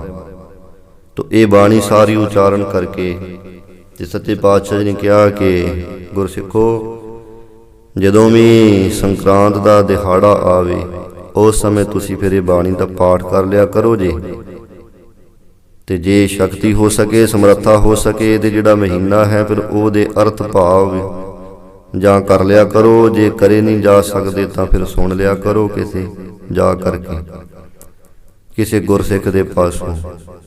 ਇੱਦਾਂ ਸੰਗਤ ਜੀ ਮਹਾਰਾਜ ਸੱਚੇ ਪਾਤਸ਼ਾਹ ਜੀ ਨੇ ਫਿਰ ਇਹ ਮਰਜ਼ਾਦਾ ਉੱਥੇ ਸਥਾਪਿਤ ਕੀਤੀ। ਤੋ ਗੁਰੂ ਕਾਲ ਤੋਂ ਹੀ ਫਿਰ ਇੱਦਾਂ ਸੰਗਰਾਂਦ ਜਦੋਂ ਆਉਂਦੀ ਹੈ, ਤੋ ਮਹਾਰਾਜ ਸੱਚੇ ਪਾਤਸ਼ਾਹ ਜੀ ਦੀ ਇਹ ਜਿਹੜੀ ਬਾਣੀ 12 ਮਾਹ ਮਾਝ ਰਾਗ ਵਾਲੀ, ਇਸ ਬਾਣੀ ਦਾ ਪਾਠ ਕੀਤਾ ਜਾਂਦਾ। ਤੇ ਜਿੱਥੇ ਕਿਤੇ ਕੋਈ ਕਥਾ ਕਰ ਸਕਦਾ ਹੈ, ਤਾਂ ਉੱਥੇ ਫਿਰ ਜਿਹੜਾ ਮਹੀਨਾ ਆਰੰਭ ਹੋਇਆ ਹੋਵੇ, ਉਸ ਮਹੀਨੇ ਰਾਹੀਂ ਫਿਰ ਕਥਾ ਕਰ ਦਿੱਤੀ ਜਾਂਦੀ ਹੈ। ਨਹੀਂ ਤਾਂ ਆਮ ਸੰਗਤ ਜੀ ਜਿਹੜੇ ਕੁਝ ਗ੍ਰੰਥੀ ਸਿੰਘ ਹਨ, ਨਹੀਂ ਹਨ ਉਹ ਕਥਾ ਸਿੱਖੇ ਹੋਏ, ਤਾਂ ਫਿਰ ਉਹ ਉਸ ਮਹੀਨੇ ਦਾ ਪਾਠ ਹੀ ਸੰਗਤਾਂ ਨੂੰ ਸੁਣਾ ਦਿੰਦੇ। ਇੱਦਾਂ ਇਹ ਆਪਣੇ ਗੁਰਮਤਿ ਦੇ ਵਿੱਚ ਐਸੀ ਇੱਕ ਰੀਤ ਬੜੀ ਸੋਹਣੀ ਸੁਚੱਜੀ ਚੱਲਦੀ ਆ ਰਹੀ ਹੈ। ਸੋ ਇਸ ਪ੍ਰਕਾਰ ਇਹ 12 ਮਹਾਂ ਪਵਿੱਤਰ ਬਾਣੀ ਦੇ ਆਪਾਂ ਪਾਠ ਸਰਵਣ ਕੀਤੇ ਹੋਏ ਹੈ। ਤੋ ਇਹ 12 ਮਹਾਂ ਬਾਣੀ ਸੱਚੇ ਪਾਤਸ਼ਾਹ ਜੀ ਨੂੰ ਉਚਾਰਨ ਕਰ ਰਹੇ ਨੇ। ਤੋ ਜਿਵੇਂ ਜਿਵੇਂ ਇਹਦੇ ਵਿੱਚ ਸਿਧਾਂਤ ਆ ਰਿਹਾ ਉਹ ਸਮਝਾਉਂਦੇ। ਪਹਿਲਾਂ ਸੰਕਰਾਂਤ, ਸੰਗਰਾਂਦ ਸ਼ਬਦ ਆਪਾਂ ਸੰਗਤ ਜੀ ਕਹਿੰਦੇ ਹਾਂ। ਸੰਗਰਾਂਦ ਜਿਹੜਾ ਹੈ, ਇਹ ਸੰਸਕ੍ਰਿਤ ਬੋਲੀ ਸੰਕਰਾਂਤ ਦਾ ਪੰਜਾਬੀ ਰੂਪਾਂਤਰ ਹੋਇਆ ਹੈ। ਬਹੁਤੇ ਸ਼ਬਦ ਜਿਵੇਂ ਹਿੰਦੀ ਜਾਂ ਸੰਸਕ੍ਰਿਤ ਭਾਸ਼ਾ ਦੇ ਵਿੱਚ ਕੁਝ ਹੋਰ ਤਰ੍ਹਾਂ ਬੋਲੇ ਜਾਂਦੇ, ਪੰਜਾਬੀ ਵਿੱਚ ਆਪਾਂ ਕੁਝ ਹੋਰ ਤਰੀਕੇ ਦੇ ਨਾਲ ਉਹਨਾਂ ਲਫ਼ਜ਼ਾਂ ਨੂੰ ਬੋਲਦੇ ਹਾਂ। ਦੇਸ਼ ਭਾਸ਼ਾ ਕਰਕੇ ਕੁਝ ਇੱਦਾਂ ਫਰਕ ਪੈਂਦਾ। ਤੋ ਸੰਸਕ੍ਰਿਤ ਸ਼ਬਦ ਵਿੱਚ ਸੰਕ੍ਰਾਂਤੀ ਹੈ ਸ਼ਬਦ, ਸੰਗ ਭਲੀ ਪ੍ਰਕਾਰ ਕ੍ਰਾਂਤੀ ਪਾ, ਮੌਸਮ ਦੇ ਵਿੱਚ ਤਬਦੀਲੀ ਆ ਜਾਣੀ। ਜਦੋਂ ਜਿਹੜਾ ਸੂਰਜ ਹੈ, ਇਹਦੇ ਸੰਗਤ ਜੀ 12 ਰਸਤੇ ਮੰਨੇ ਹੋਏ ਹੈ। ਆਪਾਂ ਰਸਤਾ ਕਹਿ ਲਓ ਪੰਜਾਬੀ ਵਿੱਚ, ਤੇ ਉਹ ਹਿੰਦੀ ਸੰਸਕ੍ਰਿਤ ਵਾਲੇ ਰਾਸ ਕਹਿ ਦਿੰਦੇ ਹਨ ਕਿ 12 ਰਾਸਾਂ ਨੇ। ਉਹਨਾਂ 12 ਰਾਸਾਂ ਦੇ ਰਾਹੀਂ ਧਰਤੀ ਦੇ ਉੱਤੇ ਸੂਰਜ ਦਾ ਪ੍ਰਕਾਸ਼ ਪੈਂਦਾ ਹੈ। ਤੋ ਇੱਕ ਰਾਸ ਤੋਂ ਦੂਜੀ ਰਾਸ ਤੱਕ ਜਾਂਦਿਆਂ ਜਾਂਦਿਆਂ ਸੂਰਜ ਨੂੰ ਕਿਤੇ 30 ਕਿਤੇ 31 ਦਿਨਾਂ ਦਾ ਕਹਿੰਦੇ ਸਮਾਂ ਲੱਗਦਾ। ਤੋ ਇਸ ਪ੍ਰਕਾਰ ਜਿਹੜੇ ਬ੍ਰਹਿਮੰਡ ਦੇ ਵਿੱਚ ਨਛੱਤਰ ਨੇ 27 ਮੰਨੇ ਹੋਏ ਵੱਡੇ ਵੱਡੇ ਤਾਰੇ, ਉਹਨਾਂ ਦੇ ਵਿੱਚੋਂ ਜਿਹੜੇ ਇਹ 12 ਨਛੱਤਰ ਨੇ ਇੱਕ ਵੱਡੇ ਵੱਡੇ, ਜਿਵੇਂ ਚੈਤਰਾ ਨਛੱਤਰ ਹੈ, ਵਿਸਾਖਾ ਨਛੱਤਰ ਹੈ, ਨਾਮ ਕਲਪੇ ਹੋਏ ਨੇ। ਤੋ ਜਿਹੜੇ ਨਛੱਤਰ ਰਾਹੀਂ ਸੂਰਜ ਦਾ ਪ੍ਰਕਾਸ਼ ਧਰਤੀ ਦੇ ਉੱਤੇ ਪਹੁੰਚਦਾ ਹੈ, ਤੇ ਫਿਰ ਉਹ ਇੱਥੇ ਮਹੀਨਾ ਜਿਹੜਾ ਹੈ ਇੱਥੇ ਰੱਖਿਆ ਗਿਆ ਉਹਦਾ ਨਾਮ ਸਮਝਣ ਵਾਸਤੇ। ਤੋ ਇੱਦਾਂ ਚੈਤਰਾ ਨਛੱਤਰ ਰਾਹੀਂ ਸੂਰਜ ਦਾ ਪ੍ਰਕਾਸ਼ ਧਰਤੀ ਤੇ ਪਿਆ। ਖਾਸ ਕਰਕੇ ਜਿਹੜਾ ਇਹ ਇਲਾਕਾ ਹੈ ਆਪਣਾ ਭਾਰਤ ਵਰਸ਼ ਹੈ ਜਿਹੜਾ, ਤੋ ਇਸ ਇਲਾਕੇ ਤੇ ਜਦੋਂ ਸੂਰਜ ਦਾ ਪ੍ਰਕਾਸ਼ ਪੈਂਦਾ ਹੈ ਤੇ ਉਹਨੂੰ ਸੰਗਤ ਜੀ ਫਿਰ ਸੰਕਰਾਂਤ ਦਾ ਨਾਮ ਦਿੱਤਾ ਗਿਆ ਜੀ। ਅੱਜ ਸੰਕਰਾਂਤ ਦਾ ਦਿਹਾੜਾ ਹੈ, ਜੋ ਬਦਲ ਕਰਕੇ ਹੌਲੀ ਹੌਲੀ ਸੰਗਰਾਂਦ ਬਣ ਗਿਆ। ਪੰਜਾਬੀ ਵਿੱਚ ਆਪਾਂ ਸੰਗਰਾਂਦ ਸ਼ਬਦ ਕਹਿੰਦੇ। ਬਹੁਤੇ ਲੋਕ ਇੱਦਾਂ ਅੱਜ ਕੱਲ੍ਹ ਜਿਹੜੇ ਨੇ ਉਹ ਕਹਿੰਦੇ ਜੀ ਦੇਖੋ ਗੁਰੂ ਘਰ ਦਾ ਸਿਧਾਂਤ ਬੜਾ ਉੱਚਾ ਹੈ, ਇਹ ਜਿਹੜੇ ਲੋਕ ਹੈ ਪਖੰਡੀ, ਵੀ ਇਹਨਾਂ ਨੇ ਲੋਕਾਂ ਨੂੰ ਮੱਸਿਆ ਮਨਾਉਣ ਸੰਗਰਾਂਦਾਂ ਮਨਾਉਣ ਵਿੱਚ ਲਾ ਦਿੱਤਾ ਹੈ, ਇਹ ਤਾਂ ਬ੍ਰਾਹਮਣ ਕਰਿਆ ਕਰਦੇ ਸੀ, ਸਿੱਖ ਇੱਦਾਂ ਕਰਨ ਲੱਗ ਪਏ ਹੈ, ਇਹ ਮਨ ਮਤ ਹੈ। ਇੱਦਾਂ ਲੋਕਾਂ ਵਿੱਚ ਗਲਤ ਵੀ ਪ੍ਰਚਾਰ ਕਈ ਕਰਦੇ ਨੇ, ਬਹੁਤ ਥਾਵਾਂ 'ਤੇ ਹੁੰਦਾ ਹੈ। ਤੇ ਸੁਣਨ ਵਾਲੇ ਲੋਕ ਜਿਹੜੇ ਹੈ ਉਹ ਜਿਵੇਂ ਕੋਈ ਆਖੇ ਉੱਦਾਂ ਹੀ ਮੰਨਣ ਨੂੰ ਤਿਆਰ ਹੋ ਜਾਂਦੇ ਵੀ ਹਾਂ ਗੱਲਾਂ ਤਾਂ ਠੀਕ ਲੱਗਦੀਆਂ, ਪਰ ਇਹ ਨਹੀਂ ਦੇਖਦੇ ਕਿ ਇਹਨਾਂ ਗੱਲਾਂ ਦੇ ਨਾਲ ਆਪਣਾ ਨੁਕਸਾਨ ਕਿੰਨਾ ਹੋ ਰਿਹਾ ਹੈ। ਬਹੁਤੇ ਪ੍ਰਚਾਰਕਾਂ ਪ੍ਰਚਾਰ ਕੀਤਾ, ਕਹਿੰਦੇ ਦੇਖੋ ਜੀ ਹੁਣ ਜਿਹੜਾ ਸਮਾਂ ਹੈ ਇਹ ਹਥਿਆਰ ਦਾ ਨਹੀਂ, ਇਹ ਵਿਚਾਰ ਦਾ ਸਮਾਂ, ਇਸ ਕਰਕੇ ਕਿਰਪਾਨ ਦੀ ਕੋਈ ਲੋੜ ਨਹੀਂ ਰਹਿ ਗਈ। ਉਹਨਾਂ ਦੀਆਂ ਗੱਲਾਂ ਸੁਣ ਕੇ ਬਹੁਤਿਆਂ ਨੇ ਕਿਰਪਾਨਾਂ ਹੀ ਲਾ ਦਿੱਤੀਆਂ, ਬਹੁਤਿਆਂ ਨੇ ਕੇਸ ਹੀ ਕਤਲ ਕਰਾ ਦਿੱਤੇ। ਕਹਿੰਦੇ ਕਿਰਪਾਨ ਦੀ ਲੋੜ ਨਹੀਂ ਤੇ ਫਿਰ ਇਹਨਾਂ ਦੀ ਕੀ ਲੋੜ ਹੈ। ਇਹੋ ਜਿਹੇ ਤੱਕ ਵੀ ਉਹਨਾਂ ਦਾ ਪ੍ਰਚਾਰ ਅਸਰ ਪਾ ਰਿਹਾ ਹੈ ਦੁਨੀਆ ਵਿੱਚ। ਇਸ ਕਰਕੇ ਹਥਿਆਰ ਦੀ ਬੜੀ ਜ਼ਰੂਰਤ ਹੈ, ਵਿਚਾਰ ਦੀ ਵੀ ਬੜੀ ਜ਼ਰੂਰਤ ਹੈ। ਵਿਚਾਰ ਤਾਂ ਹੀ ਕਾਇਮ ਹੋਵੇਗੀ ਜੇ ਹਥਿਆਰ ਹੋਏਗਾ ਕੋਲੇ। ਜੇ ਹਥਿਆਰ ਹੀ ਕੋਈ ਨਹੀਂ, ਹੁਣ ਰਸਤੇ ਤੇ ਤੁਰੇ ਜਾ ਰਹੇ ਹੈ, ਅੱਗੋਂ ਕੁੱਤਾ ਪੈ ਗਿਆ ਤੇ ਉੱਤੇ ਸੁਣਾਓ ਉਹਨੂੰ ਵਿਦਾਂਤ ਦੀਆਂ ਵਿਚਾਰਾਂ। ਜਾਂ ਕਿਸੇ ਨੇ ਹਮਲਾ ਕਰ ਦਿੱਤਾ ਰਸਤੇ ਵਿੱਚ ਤੇ ਉਹਨੂੰ ਬਿਠਾਓ ਵੀ ਲੈ ਵੀ ਪਹਿਲਾਂ ਤੈਨੂੰ ਮੈਂ ਵਿਚਾਰਾਂ ਸੁਣਾਉਂਗਾ। ਤੇ ਵਿਚਾਰਾਂ ਨਾਲ ਗੁਰੂ ਨਾਨਕ ਦੇਵ ਸੱਚੇ ਪਾਤਸ਼ਾਹ ਜਿੰਨੀ ਤਾਕਤ ਤਾਂ ਹੈ ਨਹੀਂ ਕਿ ਵਿਚਾਰਾਂ ਦੇ ਨਾਲ ਹੀ ਉਹ ਦੂਜੇ ਨੂੰ ਠੰਡਾ ਕਰ ਲੈਣਗੇ ਕੌਡੇ ਰਾਖਸ਼ ਵਰਗਿਆਂ ਨੂੰ। ਤੋ ਇਸ ਪ੍ਰਕਾਰ ਹਥਿਆਰ ਦੀ ਲੋੜ ਸੀ ਤੇ ਗੁਰੂ ਗੋਬਿੰਦ ਸਿੰਘ ਸੱਚੇ ਪਾਤਸ਼ਾਹ ਮਹਾਰਾਜ ਨੇ ਆਪਣੇ ਸਿੱਖਾਂ ਦੇ ਲਈ ਇਹ ਫਿਰ ਜ਼ਰੂਰੀ ਕੀਤਾ ਸੀ। ਤੋ ਇਸ ਪ੍ਰਕਾਰ ਹਥਿਆਰ ਦੀ ਵੀ ਲੋੜ ਹੈ। ਸ਼ਸਤਰ ਦੇ ਨਾਲ ਹੀ ਸੰਗਤ ਦੀ ਮਾਰਗ, ਸ਼ਸਤਰ ਕੇ ਅਧੀਨ ਹੈ ਰਾਜ, ਸ਼ਸਤਰ ਦੇ ਅਧੀਨ ਹੀ ਰਾਜ ਭਾਗ ਹੋਇਆ ਕਰਦੇ ਹੈ। ਤੇ ਨਿਤ ਪੜਾਂਗੇ ਜੇ ਰਾਜ ਕਰੇਗਾ ਖਾਲਸਾ, ਤੇ ਫਿਰ ਕਿਵੇਂ ਖਾਲਸਾ ਰਾਜ ਕਰੂ ਜੇ ਖਾਲਸੇ ਬਣਾਏਗੀ ਨਾ ਆਪਾਂ।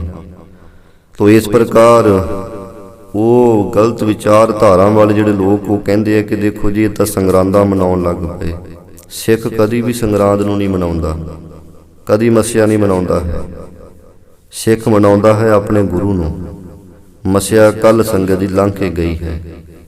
ਇੱਥੇ ਮਹਾਂਪੁਰਖਾਂ ਦੇ ਸਥਾਨਾਂ ਦੇ ਆਪਾਂ ਕੋਈ ਮੱਸਿਆ ਦੀ ਪੂਜਾ ਨਹੀਂ ਕੀਤੀ। ਆਪਾਂ ਤਾਂ ਗੁਰੂ ਗ੍ਰੰਥ ਸਾਹਿਬ ਜੀ ਦੀ ਹੀ ਛਤਰ ਛਾਇਆ ਹੇਠਾਂ ਦੀਵਾਨ ਸਜਾਏ, ਕਥਾ ਹੋਈ ਸਤਿਗੁਰਾਂ ਦੀ ਬਾਣੀ ਦੀ ਹੀ, ਢਾਡੀ ਵਾਰਾਂ ਹੋਈਆਂ, ਗੁਰੂ ਕਾ ਇਤਿਹਾਸ ਉਹਨਾਂ ਨੇ ਸੁਣਾਇਆ। ਤੋ ਇਸ ਤਰ੍ਹਾਂ ਆਪਾਂ ਦਾ ਗੁਰੂ ਨੂੰ ਮਨਾਇਆ ਹੈ। ਉਹ ਇੱਕ ਦਿਹਾੜਾ ਹੈ, ਕਲਪ ਲਿਆ ਕਿ ਅੱਜ ਦੇ ਦਿਨ ਇੱਥੇ ਇਕੱਤਰਤਾ ਹੋ ਜਾਂਦੀ ਹੈ। ਜਿਵੇਂ ਸਕੂਲ ਵਿੱਚ ਬੱਚੇ ਪੜ੍ਹਦੇ ਹੈ, ਉਹਦੇ ਵਿੱਚ ਐਤਵਾਰ ਦਾ ਜਿਹੜਾ ਦਿਨ ਹੈ ਇਹ ਰੱਖ ਲਿਆ ਵੀ ਇੱਕ ਦਿਨ ਛੁੱਟੀ ਕਰਨੀ ਹੈ। ਤੋ ਇੱਦਾਂ ਐਤਵਾਰ ਨੂੰ ਛੁੱਟੀ ਰੱਖ ਦਿੱਤੀ ਗਈ ਹੈ। ਹੁਣ ਜੇ ਕੁਝ ਵੀ ਐਤਵਾਰ ਨੂੰ ਕੋਈ ਛੁੱਟੀ ਰੱਖੀ ਹੈ, ਇਹ ਤਾਂ ਫਿਰ ਸਕੂਲ ਵਾਲੇ ਕੁਝ ਹੋਰ ਹੋਣਗੇ ਜੀ। ਇਸ ਕਰਕੇ ਇੱਦਾਂ ਨਹੀਂ ਕੋਈ ਹੋਰ ਦਿਨ ਰੱਖੋ। ਉਹ ਤਾਂ ਬਕੇੜਾ ਹੀ ਹੈ, ਝਗੜਾ ਹੀ ਹੈ, ਜਿੰਨਾ ਮਰਜ਼ੀ ਬਤਾ ਲਓ, ਉੱਦਾਂ ਨਹੀਂ ਮੁੱਕਣਾ। ਇੱਦਾਂ ਗੁਰੂ ਕਾਲ ਵੇਲੇ ਹੀ ਸੰਗਤ ਜੀ ਜਿਹੜੇ ਲੋਕ ਕੁਝ ਬਾਹਰ ਵਾਲੇ ਪਾਸੇ ਨੂੰ ਜਾਂਦੇ ਸਨ, ਇਹਨਾਂ ਦਿਨਾਂ ਦੇ ਵਿੱਚ ਸੱਚੇ ਪਾਤਸ਼ਾਹ ਜੀ ਮਹਾਰਾਜ ਜੀ ਦਾ ਐਡਾ ਸੋਹਣਾ ਤਰੀਕਾ ਸੀ ਕਿ ਮਹਾਰਾਜ ਨੇ ਇਹਨਾਂ ਦਿਨਾਂ ਦੇ ਵਿੱਚ ਹੀ ਫਿਰ ਜਿੱਥੇ ਗੁਰੂ ਸਾਹਿਬ ਜੀ ਰਿਹਾ ਕਰਦੇ ਉੱਥੇ ਇਕੱਤਰਤਾ ਸੰਗਤ ਦੀ ਸੱਦਣੀ ਸ਼ੁਰੂ ਕਰ ਦਿੱਤੀ। ਤੋ ਇੱਦਾਂ ਉਦੋਂ ਤੋਂ ਹੀ ਗੁਰੂ ਕਾਲ ਤੋਂ ਹੀ ਫਿਰ ਗੁਰੂ ਘਰ ਦੇ ਵਿੱਚ ਇਹਨਾਂ ਦੋ ਸੰਗਰਾਂਦ ਹੋ ਗਈ, ਮੱਸਿਆ ਹੋ ਗਈ, ਇਹਨਾਂ ਦਿਹਾੜਿਆਂ ਉੱਤੇ ਬਹੁਤ ਸਾਰੀ ਸੰਗਤ ਇਕੱਤਰ ਹੋਇਆ ਕਰਦੀ। ਤੇ ਉੱਥੇ ਗੁਰੂ ਸਾਹਿਬ ਸੱਚੇ ਪਾਤਸ਼ਾਹ ਜੀ ਫਿਰ ਉਸ ਨਿਰਾਕਾਰ ਦਾ ਉਪਦੇਸ਼ ਦਿਆ ਕਰਦੇ ਸਨ। ਤਦੋਂ ਤੋਂ ਹੀ ਇਹ ਸੰਗਤ ਜੀ ਦਿਹਾੜੇ ਕਲਪ ਲਏ। ਹੌਲੀ ਹੌਲੀ ਲੋਕਾਂ ਦੀ ਸੋਚ ਵਿੱਚ ਇਹ ਗਲਤ ਰੂਪ ਧਾਰਨ ਕਰਕੇ ਬਹਿ ਗਏ। ਕੁਝ ਲੋਕਾਂ ਦੀ ਸੋਚ ਵਿੱਚ ਕਿ ਸ਼ਾਇਦ ਜੀ ਇਹ ਤਾਂ ਮਸੀਹਾ ਤੇ ਬ੍ਰਾਹਮਣ ਬਣਾਉਂਦੇ ਜੀ, ਤਾਂ ਕਰਕੇ ਸਿੱਖ ਇਹ ਬ੍ਰਾਹਮਣ ਨੇ। ਇੱਦਾਂ ਕੁਝ ਗਲਤ ਵਿਚਾਰਾਂ ਆਪਣੇ ਮਨ ਵਿੱਚ ਉਹ ਧਾਰਨ ਕਰਕੇ ਲੋਕ ਬਹਿ ਜਾਂਦੇ। ਹਾਲਾਂਕਿ ਉਹ ਆਪ ਵੀ ਕਥਾ ਕਰਦੇ ਐ ਸੰਗਰਾਂਦ ਦੀ। ਅੱਜ ਉਹਨਾਂ ਨੇ ਵੀ ਕਥਾ ਕਰਨੀ ਹੈ, ਸੰਗਤਾਂ ਵਿੱਚ ਸੁਣਾਉਣੀ। ਫਿਰ ਉਹਨਾਂ ਨੂੰ ਪੁੱਛੋ ਤੁਸੀਂ ਅੱਜ ਕਿਉਂ ਕਥਾ ਕਰਦੇ ਹੋ? ਨਾ ਹਾਂ ਕਰੋ ਕਥਾ, ਪਰ ਐਸਾ ਨਹੀਂ ਹੁੰਦਾ ਹੈ। ਬਸ ਉਹ ਵੀ ਮੇਰਾ ਨਾਂ ਥੋੜ੍ਹਾ ਜਿਹਾ ਵੱਖਰਾ ਜਾਵੇ ਲੋਕਾਂ ਵਿੱਚ, ਐਂ ਕਰਕੇ ਗਲਤ ਜੀ ਵਿਚਾਰਧਾਰਾ ਉਹਨਾਂ ਦੇ ਦੇਣੀ ਤੇ ਲੋਕਾਂ ਵਿੱਚ ਬਖੇੜਾ ਝਗੜਾ ਸ਼ੁਰੂ ਹੋ ਜਾਣਾ। ਆਪ ਬਾਜ ਘੁੰਡ ਕੱਢ ਕੇ ਬਹਿ ਜਾਣਾ। ਜੇ ਕਹਿਣਾ ਨਾ ਕਿ ਆਓ ਹੁਣ ਵਿਚਾਰ ਕਰੀਏ ਤੇ ਫਿਰ ਉਸ ਪੱਖ ਤੇ ਆਉਣਾ ਹੀ ਨਾ। ਤੁਰੋ ਵਿਚਾਰ। ਸੰਗਰਾਂਦ ਦਾ ਅਰਥ ਹੈ ਭਲੀ ਪ੍ਰਕਾਰ ਤਬਦੀਲੀ, ਭਾਵ ਮੌਸਮ ਦੇ ਵਿੱਚ ਜੋ ਤਬਦੀਲੀ ਆ ਜਾਣੀ। ਇਹਨੂੰ ਆਪਾਂ ਸੰਕਰਾਂਤ ਜਾਂ ਸੰਗਰਾਂਦ ਸ਼ਬਦ ਕਹਿ ਲਈਏ। ਅੱਜ ਜਿੱਥੇ ਨਵਾਂ ਸਾਲ ਆਰੰਭ ਹੋ ਰਿਹਾ ਹੈ, ਨਵਾਂ ਮਹੀਨਾ ਆਰੰਭ ਹੋ ਰਿਹਾ ਹੈ, ਉੱਥੇ ਰੁੱਤ ਵੀ ਨਵੀਂ ਆਰੰਭ ਹੋ ਰਹੀ ਹੈ। ਰੁੱਤਾਂ ਮਹੀਨੇ ਸੰਗਤ ਜੀ 12 ਮੰਨੇ ਹੋਏ ਇੱਕ ਸਾਲ ਵਿੱਚ, ਤੇ 2 ਮਹੀਨੇ ਦੀ ਇੱਕ ਰੁੱਤ ਹੁੰਦੀ। ਇੱਦਾਂ 6 ਰੁੱਤਾਂ ਮੰਨੀਆਂ ਹੋਈਆਂ ਨੇ। ਤੋ 6 ਰੁੱਤਾਂ ਵਿੱਚੋਂ ਜਿਹੜੀ ਪਹਿਲੀ ਰੁੱਤ ਹੈ ਬਸੰਤ ਰੁੱਤ ਕਹੀ ਹੋਈ ਹੈ। ਤੇ ਜਦੋਂ ਬਸੰਤ ਰੁੱਤ ਆ ਜਾਂਦੀ ਹੈ ਤੇ ਬਸੰਤ ਰੁੱਤ ਦੇ ਵਿੱਚ ਫਿਰ ਸਾਰੀ ਜਿੰਨੀ ਬਨਸਪਤੀ ਉਹ ਖੇੜੇ ਵਿੱਚ ਆ ਜਾਂਦੀ ਹੈ। ਮੌਲੀ ਧਰਤੀ, ਮੌਲਿਆ ਆਕਾਸ਼, ਬਾਣੀ 'ਚ ਜਿਵੇਂ ਆਪਾਂ ਸ਼ਬਦ ਸੁਣਦੇ ਹਾਂ। ਤੋ ਜਦੋਂ ਬਸੰਤ ਚੜ੍ਹਦਾ ਹੈ ਤੇ ਉਸ ਸਮੇਂ ਸਾਰੀ ਜਿੰਨੀ ਵੀ ਧਰਤੀ ਹੈ ਮੌਲ ਜਾਂਦੀ ਹੈ, ਪ੍ਰਫੁੱਲਤ ਹੋ ਜਾਂਦੀ, ਖਿੜ ਜਾਂਦੀ ਹੈ। ਤੋ ਇੱਦਾਂ ਜਿੱਥੇ ਨਵਾਂ ਮਹੀਨਾ ਆਰੰਭ ਹੋਇਆ ਉੱਥੇ ਨਵੀਂ ਰੁੱਤ ਵੀ ਅੱਜ ਬਸੰਤ ਰੁੱਤ। 2 ਮਹੀਨਿਆਂ ਦੀ ਇੱਕ ਰੁੱਤ ਹੁੰਦੀ ਹੈ, ਚੇਤ ਅਤੇ ਵਿਸਾਖ ਇਹ ਬਸੰਤ ਰੁੱਤ ਦਾ ਮਹੀਨਾ। ਅੱਗੇ ਜੇਠ ਤੇ ਹਾੜ ਇਹ ਫਿਰ ਗਰੀਖਮ ਗਰਮੀ ਰੁੱਤ ਦਾ ਮਹੀਨਾ ਹੈ। ਸਾਉਣ ਤੇ ਭਾਦਰੋਂ ਇਹ ਫਿਰ ਸੰਗਤ ਜੀ ਵਰਖਾ ਰੁੱਤ ਦਾ ਮਹੀਨਾ, ਪਾਵਸ ਰੁੱਤ ਨੂੰ ਕਹਿੰਦੇ। ਤੋ ਇੱਦਾਂ ਇਹ ਰੁੱਤਾਂ ਨੇ 6। ਤੋ 12 ਮਾਹਾਂ ਦਾ ਜਿਹੜਾ ਭਾਵ ਹੈ, ਗੁਰੂ ਸਾਹਿਬ ਤੋਂ ਬਿਨਾਂ ਜਿਹੜੇ ਹੋਰ ਵੀ ਕਈਆਂ ਦੇ 12 ਮਾਹ ਉਚਾਰਨ ਕੀਤੇ ਹੋਏ ਹੈ। ਬੁੱਲੇ ਸ਼ਾਹ ਜੀ ਦਾ 12 ਮਾਹ ਵੀ ਹੈਗਾ। ਇੱਕ ਮੁਸਲਮਾਨ ਕਵੀ ਹੋਇਆ, ਉਹਦਾ ਵੀ ਸੰਗਤ ਜੀ 12 ਮਾਹ ਹੈਗਾ। ਹੋਰ ਵੀ ਕਈਆਂ ਦੇ 12 ਮਾਹ ਉਚਾਰਨ ਕੀਤੇ ਹੋਏ। 12 ਮਹੀਨਿਆਂ ਦੇ ਰਾਹੀਂ ਉਹ ਉਪਦੇਸ਼ ਦਿੰਦੇ ਹਨ। ਕਈ ਕਵੀਆਂ ਦੇ 12 ਮਾਹ ਉਚਾਰਨ ਕੀਤੇ ਹੋਏ। ਉਹਨਾਂ 12 ਮਾਹਾਂ ਦੇ ਵਿੱਚ ਜਿਹੜਾ ਭਾਵ ਹੈ, ਉਹ ਭਾਵ ਕੀ ਲੈਂਦੇ ਨੇ? ਉਹ ਲੈਂਦੇ ਇੱਕ ਵਿਜੋਗਣ ਇਸਤਰੀ ਦਾ, ਕਿ ਜਿਹਦਾ ਵਿਆਹ ਹੋਇਆ ਹੈ ਲੜਕੀ ਦਾ, ਪਰ ਉਹਦਾ ਜਿਹੜਾ ਪਤੀ ਹੈ ਉਹ ਕਿਤੇ ਪ੍ਰਦੇਸ਼ ਚਲਾ ਗਿਆ ਤੇ ਪ੍ਰਦੇਸ਼ ਗਿਆ ਹੋਇਆ ਮੁੜਦਾ ਨਹੀਂ ਹੈ।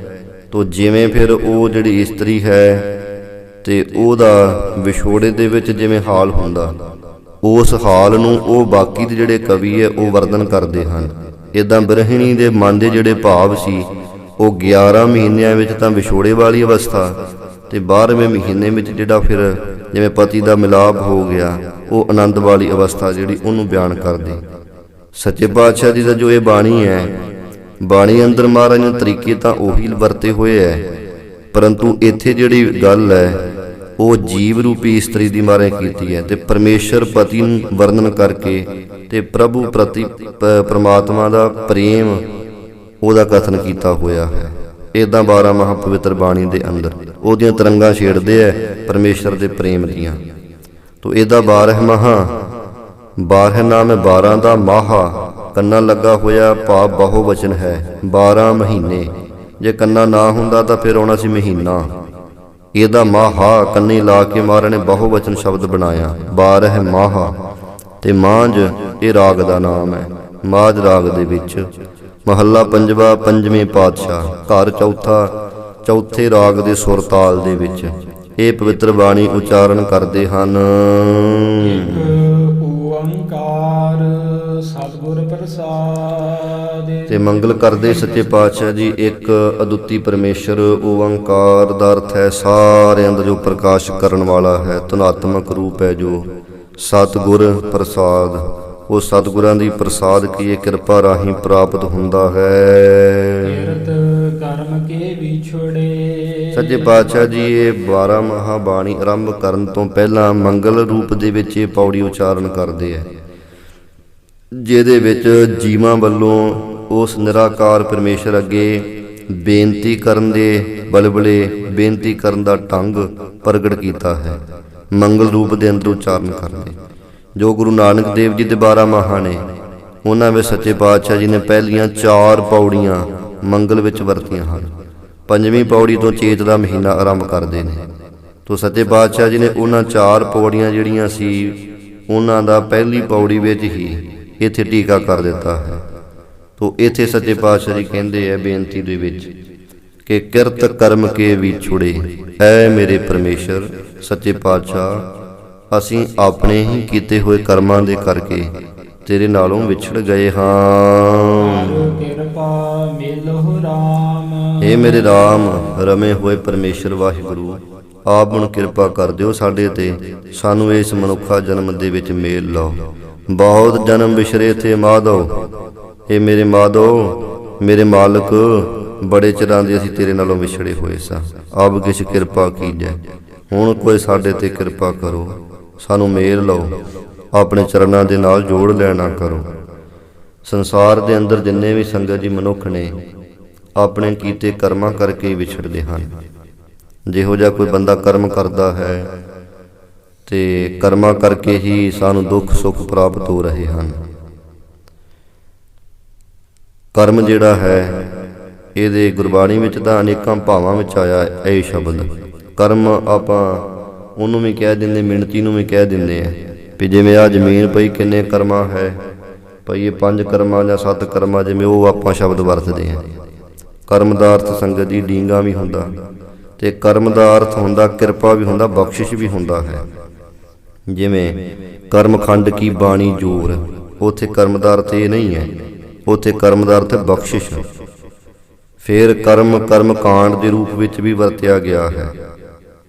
ਤੋ ਇੱਥੇ ਜਿਹੜਾ ਮਹਾਰਾਜ ਸ਼ਬਦ ਵਰਤ ਰਹੇ ਹਨ, ਇਹ ਕਰਮ ਜਿਹੜੇ ਆਪਾਂ ਪਿੱਛੇ ਕੀਤੇ ਹੋਏ ਸਨ ਕੁਝ ਜਾਂ ਹੁਣ ਕੁਝ ਕਰ ਰਹੇ ਹਾਂ, ਇਹਨਾਂ ਕਰਮਾਂ ਦੀ ਮਹਾਰਾਜ ਜੀ ਗੱਲ ਕਰਨ। ਜਿਹੜਾ ਕੀਤਾ ਜਾਵੇ ਉਹਨੂੰ ਕਰਮ ਕਿਹਾ ਜਾਂਦਾ ਹੈ। ਉਵੇਂ ਕਰਮ 3 ਪ੍ਰਕਾਰ ਦੇ ਹੁੰਦੇ ਐ, ਸੰਚਿਤ, ਪਰਾਲਬਧ ਤੇ ਕਿਰੇਮਾਨ। ਕਿਰੇਮਾਨ ਜਿਹੜਾ ਕਰਮ ਹੈ ਉਹ ਇਹ ਹੈ, ਇੱਕ ਸੰਚਿਤ ਹੈ। ਸੰਚਿਤ ਤੋਂ ਭਾਵ ਹੁੰਦਾ ਸੰਗ ਦੇ ਪਿਛਲੇ ਜਨਮਾਂ ਦੇ ਪਤਾ ਨਹੀਂ ਕਿੰਨੇ ਇਕੱਠੇ ਕੀਤੇ ਹੋਏ ਸਾਡੇ ਕਰਮ, ਉਹਨੂੰ ਸੰਚਿਤ ਕਰਮ ਕਹਿੰਦੇ ਆ। ਪਰਾਲਬਧ ਜਿਹੜਾ ਸਾਨੂੰ ਇਹ ਜਨਮ ਮਿਲਿਆ ਹੋਇਆ ਹੁਣ, ਇਹ ਪਰਾਲਬਧ ਕਰਮ ਅਨੁਸਾਰ ਵੀ ਪਿਛਲੇ ਜਨਮ ਦੇ ਵਿੱਚ ਜੋ ਅਸੀਂ ਕਰਮ ਕੀਤਾ ਸੀ ਉਹਦੇ ਤੇ ਪਰਮੇਸ਼ਰ ਨੇ ਖੁਸ਼ ਹੋ ਕੇ ਸਾਨੂੰ ਇਹ ਜਨਮ ਦਿੱਤਾ ਹੈ। ਇਹ ਪਰਾਲਬਧ ਤੇ ਇਹ ਪਰਾਲਬਧ ਕਹਿ ਲਓ, ਕਿਸਮਤ ਕਹਿ ਲਓ। ਤੋ ਤੀਜਾ ਹੈ ਕਿਰੇਮਾਨ। ਕਿਰੇਮਾਨ ਜਿਹੜਾ ਅਸੀਂ ਹੁਣ ਕਰਮ ਕਰ ਰਹੇ ਹਾਂ ਇਹਨੂੰ ਕਿਰੇਮਾਨ ਕਹਿੰਦੇ ਆ। ਜਿਹੜੇ ਆਪਾਂ ਹੁਣ ਕਰਮ ਕਰਦੇ ਆ ਇਹ ਸੰਗਤ ਜੀ ਅੱਗੋਂ 4-5 ਤਰ੍ਹਾਂ ਦਾ ਹੁੰਦਾ ਹੈ ਕਿਰੇਮਾਨ ਕਰਮ। ਇੱਕ ਹੁੰਦਾ ਨਿਤ ਕਰਮ, ਜਿਹੜਾ ਆਪਾਂ ਨੇਤੀ ਕਰਦੇ ਹਾਂ, ਜਿਵੇਂ ਨਿਤਨੇਮ ਕਰਨਾ, ਬਾਣੀ ਪੜ੍ਹਨੀ, ਗੁਰੂ ਘਰ ਆਉਣਾ, ਇਹ ਨਿਤ ਦਾ ਕਰਮ ਹੈ। ਇੱਕ ਹੁੰਦਾ ਨਮਿਤ ਕਰਮ, ਜਿਹੜਾ ਵਿਸ਼ੇਸ਼ ਕਰਕੇ ਕੋਈ ਕੀਤਾ ਜਾਵੇ, ਜਿਵੇਂ ਆਪਾਂ ਗੁਰਪੁਰਬ ਮਨਾਉਂਦੇ ਹਾਂ ਜਾਂ ਮਹੀਨੇ ਵਿੱਚ ਇੱਕ ਦਿਨ ਰੱਖ ਲਿਆ ਵੀ ਇੱਕ ਦਿਨ ਆਪਾਂ ਸ੍ਰੀ ਅਖੰਡ ਪਾਠ ਸਾਹਿਬ ਕਰਨਾ ਹੈ, ਜਿਵੇਂ ਮੱਸਿਆ ਦਾ ਦਿਹਾੜਾ ਇੱਥੇ ਰੱਖਿਆ ਹੋਇਆ, ਇਹ ਨਮਿਤ ਕਰਮ ਹੋ ਗਿਆ। ਇੱਕ ਹੁੰਦਾ ਸੰਗਤ ਜੀ ਇਸੇ ਤਰੀਕੇ ਦੇ ਨਾਲ ਪ੍ਰਾਸ਼ਚਿਤ ਕਰਮ। ਪ੍ਰਾਸ਼ਚਿਤ ਕਰਮ ਕਿ ਆਪਾਂ ਕਿੰਨੇ ਕੁ ਪਾਪ ਕੀਤੇ ਸੀ, ਉਹਨਾਂ ਪਾਪਾਂ ਨੂੰ ਬਖਸ਼ਾਉਣ ਵਾਸਤੇ ਜਿਹੜਾ ਕਰਮ ਕਰਨਾ, ਉਹਨੂੰ ਕਹਿੰਦੇ ਨੇ ਪ੍ਰਾਸ਼ਚਿਤ ਕਰਮ। ਇਹ ਪ੍ਰਾਸ਼ਚਿਤ ਅੱਗੋਂ 2 ਪ੍ਰਕਾਰ ਦਾ ਹੁੰਦਾ, ਇੱਕ ਸਧਾਰਨ, ਇੱਕ ਅਸਾਧਾਰਨ। ਸਧਾਰਨ ਪ੍ਰਾਸ਼ਚਿਤ ਦੇ ਵਿੱਚ ਆ ਗਿਆ ਵੀ ਪਿੱਛੇ ਕਿੰਨੇ ਕੁ ਪਾਪ ਸੀ ਪਤਾ ਹੀ ਕੁਝ ਨਹੀਂ, ਸਾਰਿਆਂ ਪਾਪਾਂ ਦੀ ਨਿਵਰਤੀ ਵਾਸਤੇ ਜਿਹੜਾ ਕੋਈ ਸਾਧਨ ਕਰਨਾ, ਜਿਵੇਂ ਆਪਾਂ ਅਖੰਡ ਪਾਠ ਸਾਹਿਬ ਕਰ ਲਈਏ, ਮਹਾਰਾਜ ਭੁੱਲਾਂ ਚੁੱਕਾਂ ਦੀ ਮਾਫੀ ਬਖਸ਼ਣੀ ਵੀ ਕਿੰਨੀਆਂ ਕੋਈਆਂ ਪਤਾ ਕੁਝ ਨਹੀਂ। ਤੇ ਇੱਕ ਤਾਂ ਇਹ ਹੋ ਗਿਆ ਸਧਾਰਨ, ਜਿਹਦੇ ਵਿੱਚ ਸਾਰੇ ਪਾਪਾਂ ਦੀ ਬਖਸ਼ਿਸ਼ ਲੈ ਲੈਣੀ ਪਰਮੇਸ਼ਰ ਪਾਸੋਂ, ਗੁਰੂ ਪਾਸੋਂ।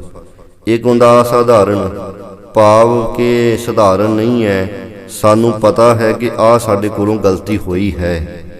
ਜਿਵੇਂ ਕੋਈ ਗਲਤੀ ਹੋ ਜਾਵੇ, ਗੁਰਮਤਿ ਵਿੱਚ ਐਸਾ ਹੈ ਕਿ ਜੋ ਗੁਰਸਿੱਖ ਹੈ ਉਹਦੇ ਵਾਸਤੇ 5 ਕਕਾਰਾਂ ਦੀ ਰਹਿਤ ਦਿੱਤੀ ਹੋਈ ਹੈ, 4 ਬੱਜਰ ਕਰੈਤਾਂ ਦਿੱਤੀਆਂ ਹੋਈਆਂ ਕਿ ਇਹਦੇ ਤੋਂ ਬਚ ਕੇ ਰਹਿਣਾ, ਦੱਸੀਆਂ ਗਈਆਂ ਨੇ।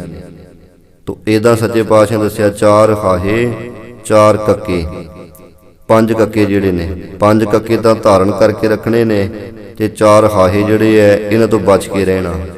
5 ਕੱਕੇ ਵੀ ਕੇਸ, ਕੰਘਾ, ਕੜਾ, ਕਿਰਪਾਨ ਤੇ ਕਸ਼ਹਿਰਾ, ਇਹਨਾਂ ਦੀ ਤਾਂ ਰਹਿਤ ਵੈਦ ਰੱਖਣੀ ਹੈ ਸਿੱਖ ਨੇ। ਤੇ 4 ਹਾਹੇ ਕਿਹੜੇ ਐ? 4 ਉਵੇਂ ਦਸਮ ਗ੍ਰੰਥ ਵਿੱਚ ਮਹਾਰਾਜ ਸੱਚੇ ਪਾਤਸ਼ਾਹ ਜੀ ਨੇ 5 ਹੀ ਕਹੇ ਹੋਏ ਨੇ ਹਾਹੇ। ਤੇ ਉਹਦੇ ਵਿੱਚੋਂ ਹੁੱਕਾ, ਹਜਾਮਤ, ਹਲਾਲੋ, ਹਰਾਮ ਤੇ 5ਵਾਂ ਹਾਹਾ ਹੈ ਹਿਨਾ। ਹਿਨਾ ਕਹਿੰਦੇ ਆ ਮਹਿੰਦੀ ਨੂੰ, ਜਿਹੜੀ ਸਿਰ ਵਿੱਚ ਮਹਿੰਦੀ ਲਾਉਣੀ ਹੈ ਵੀ ਬੱਜਰ ਕੁਰੈਤ ਵਿੱਚ ਮਹਾਰਾਜ ਨੇ ਮੰਨੀ ਹੋਈ ਹੈ। ਜਿਹੜਾ ਸਿਰ ਦੇ ਵਾਲਾਂ ਨੂੰ ਰੰਗ ਲਾ ਲੈਣਾ ਨਾ, ਕਾਲੇ ਕਰ ਲੈਣੇ ਸਿੱਖ ਨੇ ਕੇਸ, ਵੀ ਮੈਂ ਬੁੱਢਾ ਨਾ ਦਿਸਾਂ ਕਿਸੇ ਨੂੰ, ਇਹ ਵੀ ਇੱਕ ਬੱਜਰ ਕੁਰੈਤ ਹੈ, ਇਹ ਵੀ ਨਹੀਂ ਕਰਨੀ ਸਿੱਖ ਨੇ। ਤੋ ਇੱਦਾਂ ਇਹ ਸੱਚੇ ਪਾਤਸ਼ਾਹ ਜੀ ਨੇ ਕਿਹਾ ਹੋਇਆ। ਤੇ ਜੇ ਕਿਤੇ ਹੋ ਜਾਵੇ ਕਿਸੇ ਕੋਲੋਂ, ਫਿਰ ਉਹਦੇ ਵਾਸਤੇ ਅਸੂਲ ਹੈ ਵੀ ਉਹ 5 ਪਿਆਰਿਆਂ ਕੋਲੇ ਪੇਸ਼ ਹੋਵੇ, ਜਿੱਥੇ 5 ਪਿਆਰੇ ਸਾਹਿਬਾਨ ਅੰਮ੍ਰਿਤ ਦਾ ਬਾਟਾ ਤਿਆਰ ਕਰ ਰਹੇ ਹੋਣ। ਉੱਥੇ ਜਾ ਕੇ ਉਹਨਾਂ ਨੂੰ ਜਿਹੜੀ ਗਲਤੀ ਹੋਈ ਦੱਸੇ ਕਿ ਇੱਦਾਂ ਦੀ ਗਲਤੀ ਹੋਈ ਮੇਰੇ ਪਾਸੋਂ, 4 ਬੱਜਰ ਕੁਰੈਤਾਂ ਚੋਂ ਜਾਂ 5 ਕਕਾਰਾਂ ਦੀ ਰਹਿਤ ਵਿੱਚ ਢਲਿਆਈ ਆ ਗਈ। ਤੋ ਫਿਰ ਉਸ ਸਮੇਂ 5 ਪਿਆਰੇ ਸਾਹਿਬਾਨ ਦੱਸਣਗੇ ਬਈ ਤੂੰ ਆਹ ਸੇਵਾ ਕਰ, ਇੰਨੇ ਦਿਨ ਤੂੰ ਸੰਗਤਾਂ ਦੇ ਜੋੜੇ ਝਾੜਨੇ, ਜਾਂ ਤੂੰ ਇੰਨੇ ਸ੍ਰੀ ਜਪਜੀ ਸਾਹਿਬ ਦੇ ਪਾਠ ਕਰਨੇ ਹਨ। ਉਹ ਇਹ ਸੰਗਤ ਦੀ ਜਿਹੜੀ ਗਲਤੀ ਹੋਈ ਸੀ ਨਾ, ਉਸ ਗਲਤੀ ਨੂੰ, ਉਸ ਕਰਮ ਨੂੰ ਮੇਟਣ ਵਾਸਤੇ ਜੋ ਇੱਦਾਂ ਕਿਹਾ ਗਿਆ ਹੈ ਵੀ ਆਹ ਕਰਮ ਕਰੋ, ਇਹਨੂੰ ਕਹਿੰਦੇ ਨੇ ਅਸਾਧਾਰਨ ਪ੍ਰਾਸ਼ਚਿਤ। ਪ੍ਰਾਸ਼ਚਿਤ ਹੋਇਆ ਨਾ, ਆਪਣੇ ਮਨ ਵਿੱਚ ਪਛਤਾਵਾ ਹੋਇਆ, ਤਾਂ ਉਸ ਪਛਤਾਵੇ ਨੂੰ ਮਿਟਣ ਵਾਸਤੇ ਜਿਹੜਾ ਕੋਈ ਕਰਮ ਕਰਨਾ ਹੈ, ਇੱਦਾਂ ਇਹ ਪ੍ਰਾਸ਼ਚਿਤ ਕਰਮ ਵੀ ਹੈ ਇੱਕ। ਤੀਜਾ, ਚੌਥਾ ਹੈ ਕਾਮਕ ਕਰਮ। ਕਾਮ ਕਹਿੰਦੇ ਆ ਕੁਝ ਕਾਮਨਾ ਲੈ ਕੇ ਆਪਣੇ ਮਨ ਵਿੱਚ ਕਰਮ ਕਰਨਾ। ਕੋਈ ਕਾਮਨਾ ਕਰ ਲੈਣੀ, ਕਾਮਨਾ ਨਾਲ ਆਪਾਂ ਭਰੇ ਪਏ ਆ ਸਾਰੇ, ਕਾਮਨਾ ਕਰਕੇ ਤਾਂ ਗੁਰੂ ਦੇ ਕੋਲ ਆ ਕੇ ਅਰਦਾਸਾਂ ਬੇਨਤੀਆਂ ਕਰਦੇ ਹਾਂ। ਤੋ ਇਹਦਾ ਇਹ ਵੀ ਇੱਕ ਕਰਮ ਹੈ, ਕਾਮਕ ਕਰਮ। ਤੇ 5ਵਾਂ ਹੈ ਸੰਗਤ ਜੀ ਨਖਿੱਧ ਕਰਮ। ਨਖਿੱਧ ਭਾਵ ਜਿਹੜੇ ਗੁਰੂ ਨੇ ਵਰਜਿਤ ਕੀਤੇ ਹੋਏ ਵੀ ਆ ਨਹੀਂ ਕਰਨੇ ਹਨ। ਤੋ ਇੱਦਾਂ ਇਹ ਸੰਗਤ ਜੀ ਜਿਹੜਾ ਕਿਰੇਮਾਨ ਹੈ ਅੱਗੋਂ 5 ਰੂਪਾਂ ਦੇ ਵਿੱਚ ਹੈ, ਇੱਦਾਂ ਬੰਦਾ ਕਰਮ ਕਰਦਾ ਹੈ। ਤੋ ਕਰਮ ਕਰਕੇ ਹੀ ਬੰਦਾ ਦੁੱਖਾਂ ਸੁੱਖਾਂ ਦੇ ਵਿੱਚ ਜਾਂਦਾ।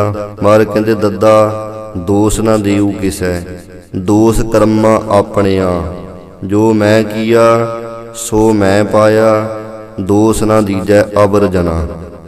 ਕਿ ਜੋ ਆਪਾਂ ਕੀਤਾ ਸੀ ਉਹਦੇ ਮੁਤਾਬਕ ਆਪਾਂ ਇਹ ਕਰਮ ਜਿਹੜਾ ਅਸੀਂ ਉਹਦਾ ਫਲ ਪਾ ਲੈਣਾ ਕੀਤਾ ਹੈ। ਮਹਾਰਾਜ ਕਹਿੰਦੇ ਹੈ ਨਾ ਵੀ ਆਹ ਜਿਹੜਾ ਸਰੀਰ ਹੈ ਨਾ, ਇੱਕ ਖੇਤ ਹੈ, ਕਰਮ ਇੱਕ ਬੀਜ ਹੈ। ਜਿਵੇਂ ਜ਼ਮੀਨ ਦੇ ਵਿੱਚ ਜ਼ਿਮੀਂਦਾਰ ਬੀਜ ਸੁੱਟਦਾ ਹੈ, ਉਹ ਚਾਹੇ ਸਿੱਧਾ ਸੁੱਟੇ ਪੁੱਠਾ ਸੁੱਟੇ। ਹੁਣ ਜਿਹੜੇ ਕਣਕ ਬੀਜਦੇ ਆ ਜਾਂ ਕੁਝ ਹੋਰ ਬੀਜਦੇ ਸੰਗਤ ਜੀ, ਐਂ ਹੀ ਸਿੱਧੇ ਸੁੱਟੇ ਜਾਂਦੇ ਨੇ ਦਾਣੇ, ਤੇ ਉਹ ਜਦੋਂ ਸੁੱਟੇ ਗਏ ਉੱਤੇ ਸੁਹਾਗਾ ਫੇਰ ਦਿੱਤਾ, ਤੇ ਉਹ ਦਾਣੇ ਚਾਹੇ ਸਿੱਧੇ ਸੀ ਚਾਹੇ ਪੁੱਠੇ ਸੀ, ਉਹ ਨਿਕਲ ਹੀ ਆਉਂਦੇ ਹਨ। ਜ਼ਮੀਨ ਦੇ ਵਿੱਚ ਤਾਕਤ ਹੈ, ਉਹਨਾਂ ਨੂੰ ਜਿੱਦਾਂ ਦਾ ਬੀਜ ਹੈ ਉਹਨੂੰ ਸੰਗਤ ਦੀ ਪੁੰਗਾਰਨਾ, ਉਹਨੂੰ ਪ੍ਰਗਟ ਕਰਨ ਦੀ ਤਾਕਤ ਹੈ। ਇਸੇ ਤਰ੍ਹਾਂ ਹੀ ਆਹ ਸਰੀਰ ਸਾਡਾ ਖੇਤ ਹੈ, ਤੇ ਜਿਹੜਾ ਇਹਦੇ ਵਿੱਚ ਕਰਮ ਕਰਦੇ ਨੇ ਬੀਜ ਹੈ। ਚਾਹੇ ਕੋਈ ਸਿੱਧਾ ਕਰੇ ਚਾਹੇ ਕੋਈ ਪੁੱਠਾ ਕਰੇ ਕਰਮ, ਇਹਨੇ ਉਗਣਾ ਹੀ ਉਗਣਾ ਹੈ ਅੰਦਰ। ਹਾਂ, ਇਹ ਹੈ ਵੀ ਉਹਦਾ ਫਲ ਜਿਹੜਾ ਇਹ ਸਾਡੇ ਹੱਥ ਨਹੀਂ ਹੈ। ਕਰਮ ਅਸੀਂ ਕਰ ਸਕਦੇ ਹਾਂ, ਇੰਨੀ ਕਿ ਸਾਨੂੰ ਵਾਹਿਗੁਰੂ ਵੱਲੋਂ ਇਹ ਮਿਲੀ ਹੋਈ ਹੈ ਸੁਤੰਤਰਤਾ ਕਰਮ ਕਰਨ ਦੀ, ਪਰ ਇਹਦਾ ਜਿਹੜਾ ਫਲ ਹੈ ਨਾ ਕਰਮ ਦਾ, ਉਹ ਵਾਹਿਗੁਰੂ ਨੇ ਆਪਣੇ ਹੱਥ ਵਿੱਚ ਰੱਖਿਆ ਹੋਇਆ ਹੈ। ਉਹ ਪਰਮੇਸ਼ਰ ਨੂੰ ਕਰਮ ਵਿਧਾਤਾ ਇਸੇ ਕਰਕੇ ਕਿਹਾ ਜਾਂਦਾ, ਉਹ ਕਰਮਾਂ ਅਨੁਸਾਰ ਫਲ ਪ੍ਰਦਾਤਾ ਹੈ ਵਾਹਿਗੁਰੂ। ਜਿੱਦਾਂ ਦਾ ਕੋਈ ਕਰਮ ਕਰਨਾ, ਉਹਦਾ ਫਲ ਕਦੋਂ ਦੇਣਾ ਹੈ ਉਹ ਵਾਹਿਗੁਰੂ ਜਾਣਦਾ। ਇਸੇ ਜਨਮ 'ਚ ਦੇਣਾ ਕਿ ਜਾਂ ਅੱਗੇ ਜਾ ਕਰਕੇ ਕਈ ਜਨਮ ਲੱਗਣੇ ਆ। ਜਿਵੇਂ ਮੂਲੇ ਖੱਤਰੀ ਦੀ ਆਪਾਂ ਸਾਖੀ ਸੁਣਦੇ, ਉਹ ਮੂਲਾ ਸੀ, ਮਹਾਰਾਜ ਸੱਚੇ ਪਾਤਸ਼ਾਹ ਸਿਆਲਕੋਟ ਗਏ, ਪਾਕਿਸਤਾਨ ਲੈਂਦੇ ਪੰਜਾਬ 'ਚ ਪੈਂਦਾ ਹੁਣ। ਤੋ ਉੱਥੇ ਹਮਜ਼ਾ ਗੌਸ ਸੀ ਇੱਕ ਫਕੀਰ, ਜਿਹਨੇ ਸੰਗਤ ਜੀ ਉੱਥੇ ਚਲੀਆ ਕੱਟਿਆ ਸੀ ਕਿ ਮੈਂ ਸਾਰੀ ਤਬਾਹ ਕਰ ਦੇਣੇ।